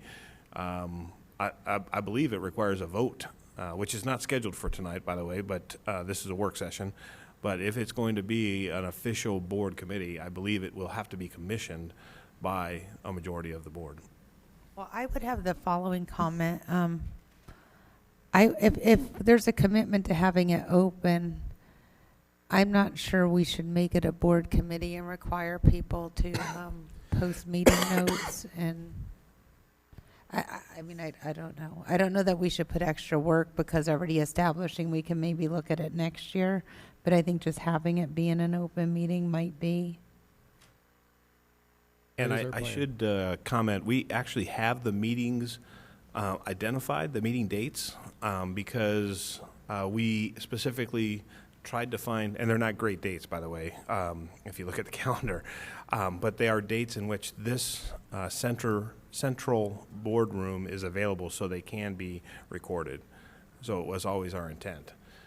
Unfortunately, one of those dates happens to be the day after we get back from the winter break.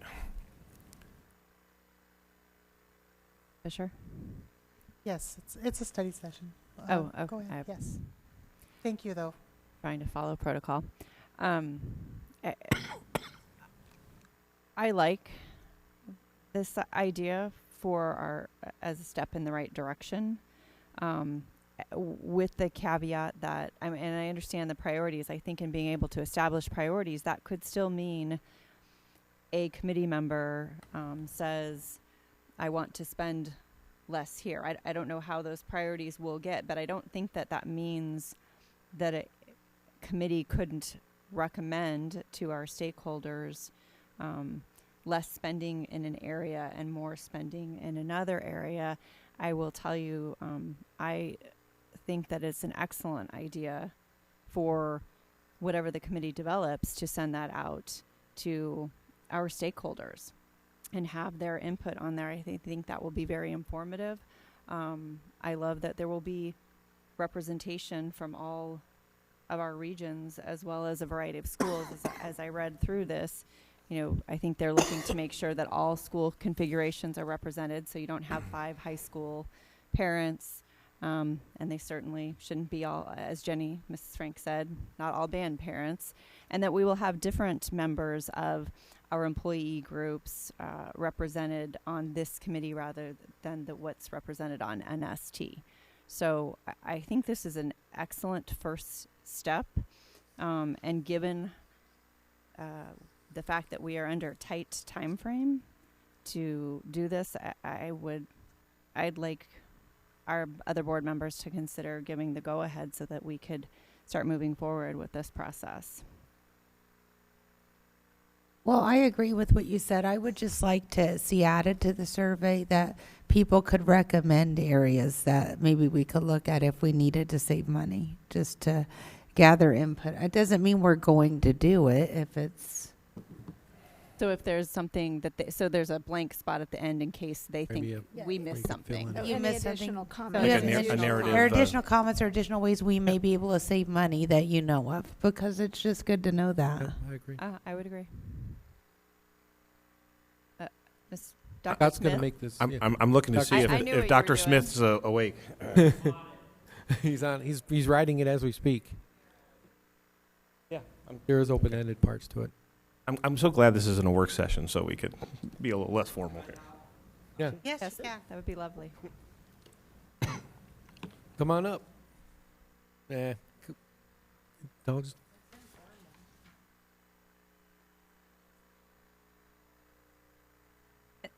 And can I also I'll wait till Dr. Smith is done. What do you, Dr. Smith? What do you envision this? Are you going to design it, or are you? What are you thinking? I guess in my head, as we've discussed this and talked about it previously, President Fisher, rest of the board, I don't know how to address everybody in this session, but this survey, in my opinion, would be designed by that committee and then vetted with this board before it went out. I don't know, so I don't want to put words in your mouth, Jim, but certainly you could have open-ended response items on there. We are testing a capability to analyze open-ended responses in a more efficient and effective way. And so I think that would be beneficial to have the capability to say what other ideas or other items would you as a general community out there have for this budget process. So, I mean, that's kind of vague, but kind of where we are right now. I don't think anything is going to happen, though, without vetting it. And I think the exciting part about that is we have the use of a tool new to us this year that can do some analytics on narrative input. So I think that will allow us to not only have the forced ranking as part of the survey, but also provide for that feedback, and then to use some technology to be able to analyze that information, look for themes and whatnot. So because, and maybe I'm a little bit optimistic here, but I'm hoping that a lot of people are going to answer the survey. I want it to be that simple, right? Just, hey, what do you think are the greatest priorities? We might get 2 responses, so we might not need a very sophisticated tool, but I'm hoping for 2,000 responses, but and maybe even 20,000 if I'm being lofty. But again, all of that work of this committee and everything, we want to make sure that we're aiming at the right target. And it sounds like there's at least a willingness to try this to see what it looks like. And I just was checking some of the dates. We have our 3rd meeting scheduled again the Monday we come back from break, which is the 8th. And I believe we have a meeting scheduled on the 9th with this as a board meeting. And so we would be able to potentially bring those priorities to you hot off the press from the night before. And then shortly thereafter, send out the actual survey itself. I'll just flip quickly to this graphic, so it's just kind of a timeline.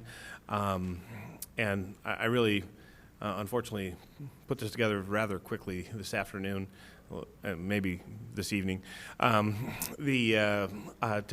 illustrate, kind of the what we've envisioned, because we actually have these dates scheduled. So between the 3rd committee meeting, which is kind of center bottom on the 8th, and then back up on top there where the community-wide electronic feedback, we would just add in there that we would also have a narrative feedback as part of that forced ranking survey. Have that closed by the 26th. Bring back the 4th committee meeting on the 5th of February for the priority recommendations to be established. And then you can see kind of a parallel arrow there where NST is going to be working on a salary and benefit development and taking into consideration some of the priority information from the budget committee. Again, with the only overlap of committee representation between those 2 entities, both the budget committee and NST being me. I tried to get out of one of them, but apparently I was unsuccessful. But this was intended to Tried to leave the meeting earlier too, unsuccessfully. Be a common theme. I know. That's Yeah, the I'm seeing a benefit. pattern, aren't you? That's the benefit to our way, because we just had to deal with budget.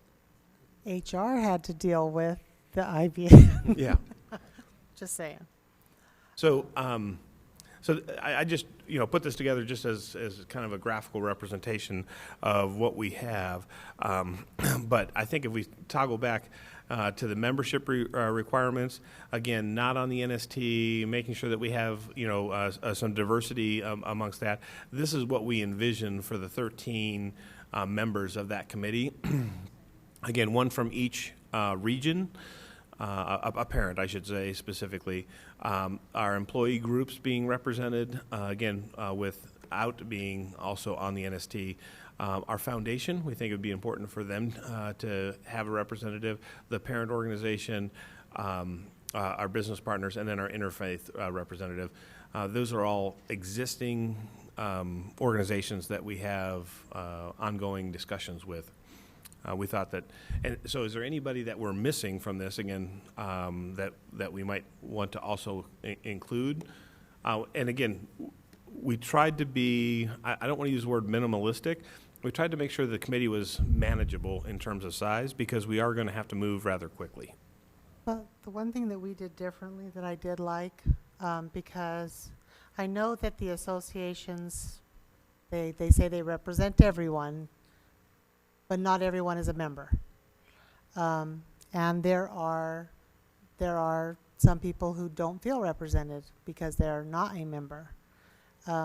I would like to see at least a few open seats, or one open seat from each area for anyone who wants to just apply.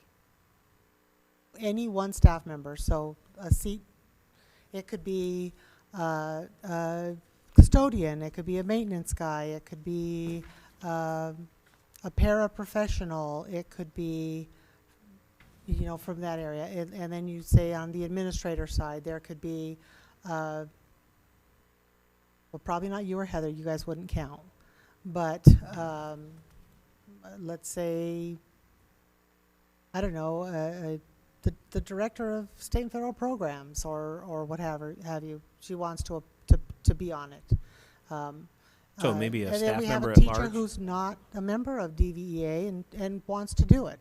Are you asking? Like a Are you two- asking for one more seat in Like areas a- 7, In those 8, three- and 9? One more seat in those three criteria that are just people that aren't selected by anybody. They just are employees that At seek large? to apply. Like an at-large? An at-large, yeah. An Each of- but from at-large each staff member area. from each of From the... each area. Or Right. or if you don't get, in that case, let's say you have 3 seats. If you get 10 people apply, and they're from each of the 3 groups, pick one from each of the 3 groups, and that could be a random selection. If you only get a classified and a teacher, and teachers apply, then just pick one from each and then throw it all in a bucket and take the random name from the other.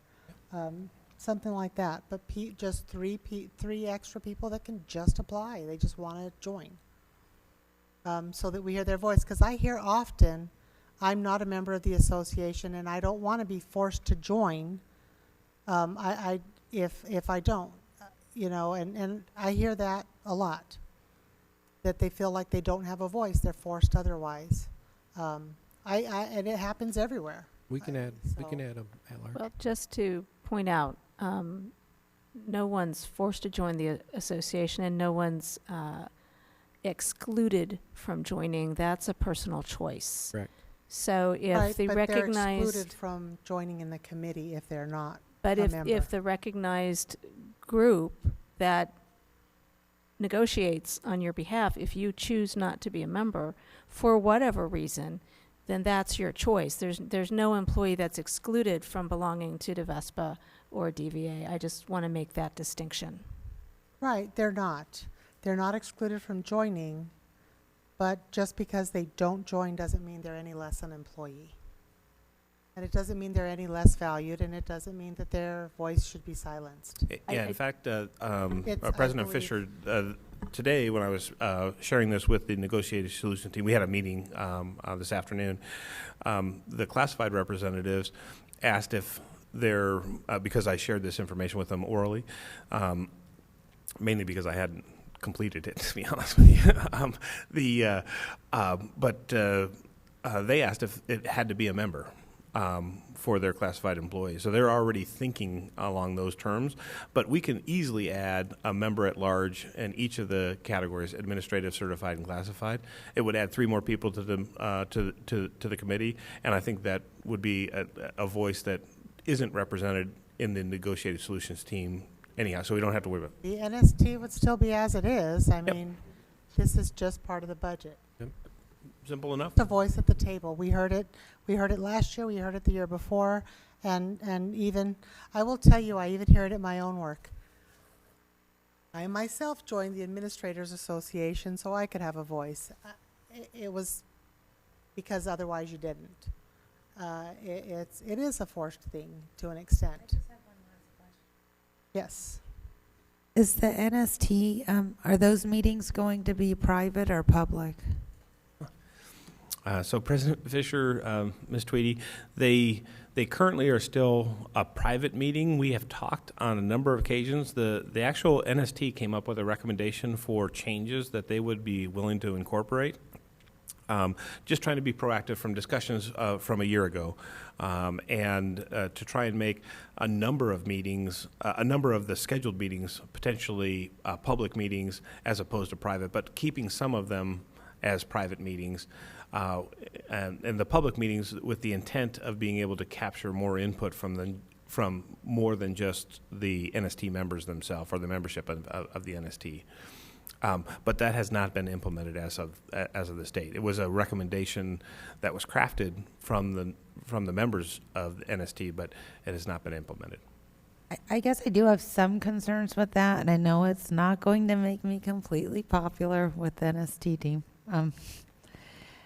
I will say what I've seen historically is when these conversations are private, stuff comes out and it doesn't sound like all the people that report out attended the same meeting. And then we don't really know what's going on. We're hearing different versions of what's going on, or who said what, or who didn't know this, or not everyone agreed, or some people felt I would really like to get away from that myself. I know it's uncomfortable having conversations in public sometimes. I think being on the board, every member up here could identify with having to have uncomfortable conversations in public because we just can't have them in private. So I don't know. I don't agree with having those private. President Fisher, Ms. Tweedy, one of the things that we did implement is we do post on our portal, so for anybody with access of the actual summary notes from each meeting, and that was implemented starting last year. Right, but I will say that even though you're doing that, we still heard the same things of, I was in the meeting and I might have kind of done this, but I was really this, and it was kind of tilted up, but it was maybe tilted down. And so we hear a lot, and I will say a lot right along with Ms. Tweedy. I have heard where well, yeah, we did say that, but we were kind of made to say that because so-and-so said this. And without being in the meetings or without it being open, without there being a true documented record. What's the problem with it being public? Why not have it public? Can I ask a question about the Yes. public? I get what private means for NST. Nobody else is allowed except for the members. When Mrs. Fisher and Mrs. Tweedy, when you talk about public, what is your definition of public? For me, public is well, it could be one of two things. Either A, it's either recorded, or people can sit in the back and just observe. And when you Silent, say no people, input. is that Anyone, or are we looking to, because the NST process is for our for salary and benefits for our different employee groups. So I wondered if the term public might be construed to be those specific employee groups attending those meetings and just sitting and watching, and listening and not participating. And so if you could think about that while I have one more question. Mr. Miglerino, you said you now have minutes and then they're posted on the portal for the employees to read. What is the process for those minutes being approved? President Fisher, Ms. O'Brien, we actually review them as a group, either electronically, so they'll be sent out via email, or as in the case of this afternoon, we actually went through the October, we don't call them minutes because it's not a Summary. It's just a summary is what we refer to it as. We reviewed them today. There were a couple edits. Those edits will be made, and then they will get posted. So we actually have my administrative assistant attends the NST meetings as part of this change. She captures the notes. She transcribes them, sends them to the group. We review them. Again, maybe not in person, but electronically. Any edits are made, and then they are posted on the portal website. Okay, so in essence, the group is coming to a consensus, either electronically or in person, that summary is correct and accurate. That is correct. Okay. I guess I would ask my fellow board members to consider having as many meetings public open to the members of, and y'all can decide whether that's just anybody or if it's to the employee groups that are in negotiations, and then letting them have a few of them private, given that they're doing they're doing the summary of minutes. I also, like you all, have heard the comments about maybe that wasn't what they thought or whatever. But being a committee member, much like being a board member, is a responsibility. So, and I'm going to use myself for example. If I don't say something at a meeting during a vote, or I vote some way because I think it's what you all want, that's on me. I don't think that I have the right to go complain to someone else that I was pressured into voting or pressured into saying or something that way. I'm just looking for a little bit of allowing them still to have some times, because I think there are some sensitive topics where maybe those board members need to duke it out and say things that you wouldn't necessarily say in public.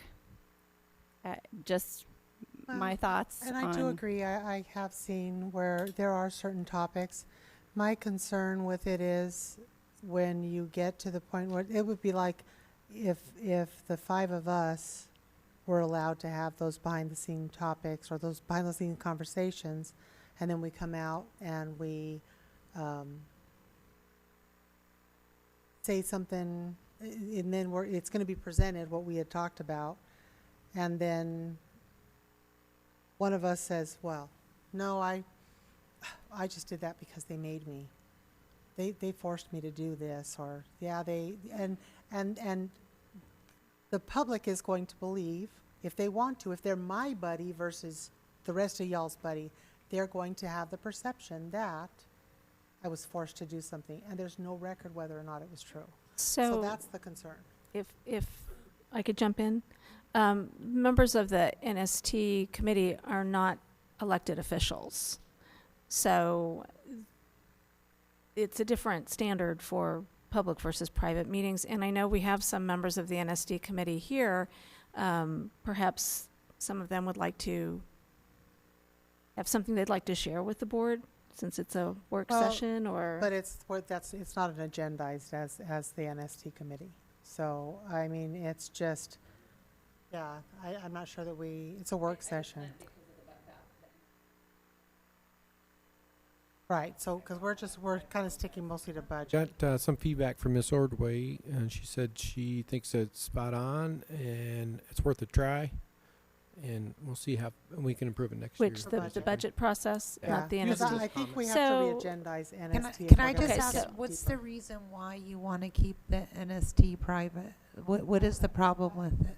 I believe we need to re-agendize if we're going to Oh. really get into discussing the NST deeply. I apologize. So this came up as a side issue. I think we would table that and put it on a future agenda and to talk about and it. talk about it, and then it would be on agenda, and members of the committee would have the opportunity to make public comments or. Yeah, because Okay, when we're then talking let's- about budget and the NST, we can, but if we're going beyond budget, like structuring their meetings. Then let's put the NST Yeah. back on and only agree with the budget portion of this. Right, because it's Okay. it's not agendized. So we're not determining tonight how the NST Right, no, committee we meetings started will be this because we structured. were just talking kinda about went adding down, the individuals to the budget committee. Right. Just adding the 3 individuals that are not necessarily, and the only statement for NST is that those individuals would not be a part of that meeting. They would still be not a part of that meeting. Because none of the committee members on the budget, except for Mr. Correct. Miglerino, are going to be on the NST. Correct. And I thank you for that suggestion, Mrs. Fisher. I think that is an excellent suggestion to have those 3 additional members. Okay, We can do that. so Ms. Ordway's on board. And we will project all the budget ones, record them, so multiple people can watch them. It'll be a good educational tool as well.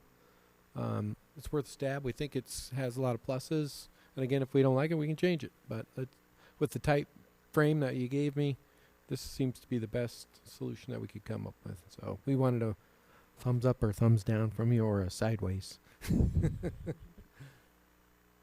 Thumbs up on the budget portion. Okay. Okay. Ms. Frank, are you good with the budget portion? I'm good with the budget portion. Okay. So then we'll bring the others up. Yeah, so President Fisher, members of the board, we will hit the ground running tomorrow, posting the open positions on the committee and soliciting some interest in it. So anybody that might be watching online, look Can for we that. make sure Monica gets stuff out as well? Yeah. Just really, Yep. because I agree with Ms. Tweedy. Part of the reason we don't get participation is maybe people really don't know. People need that reminder. They've got to hear it X amount of times before it registers. Sure. And we have a Deer Valley Voice, so maybe we can add that as an inclusion. We already have on the agenda for tomorrow with the parent organization luncheon this topic, so we'll be able to provide that information, hopefully get that representative locked up because, as you can see from the timeline, the first meeting is the 27th of November. So we're gonna hit this in earnest rather quickly. And that is our only topic, so can I get a motion to adjourn the meeting? I move we adjourn the meeting. Second. All those in favor? Aye. Aye. All right.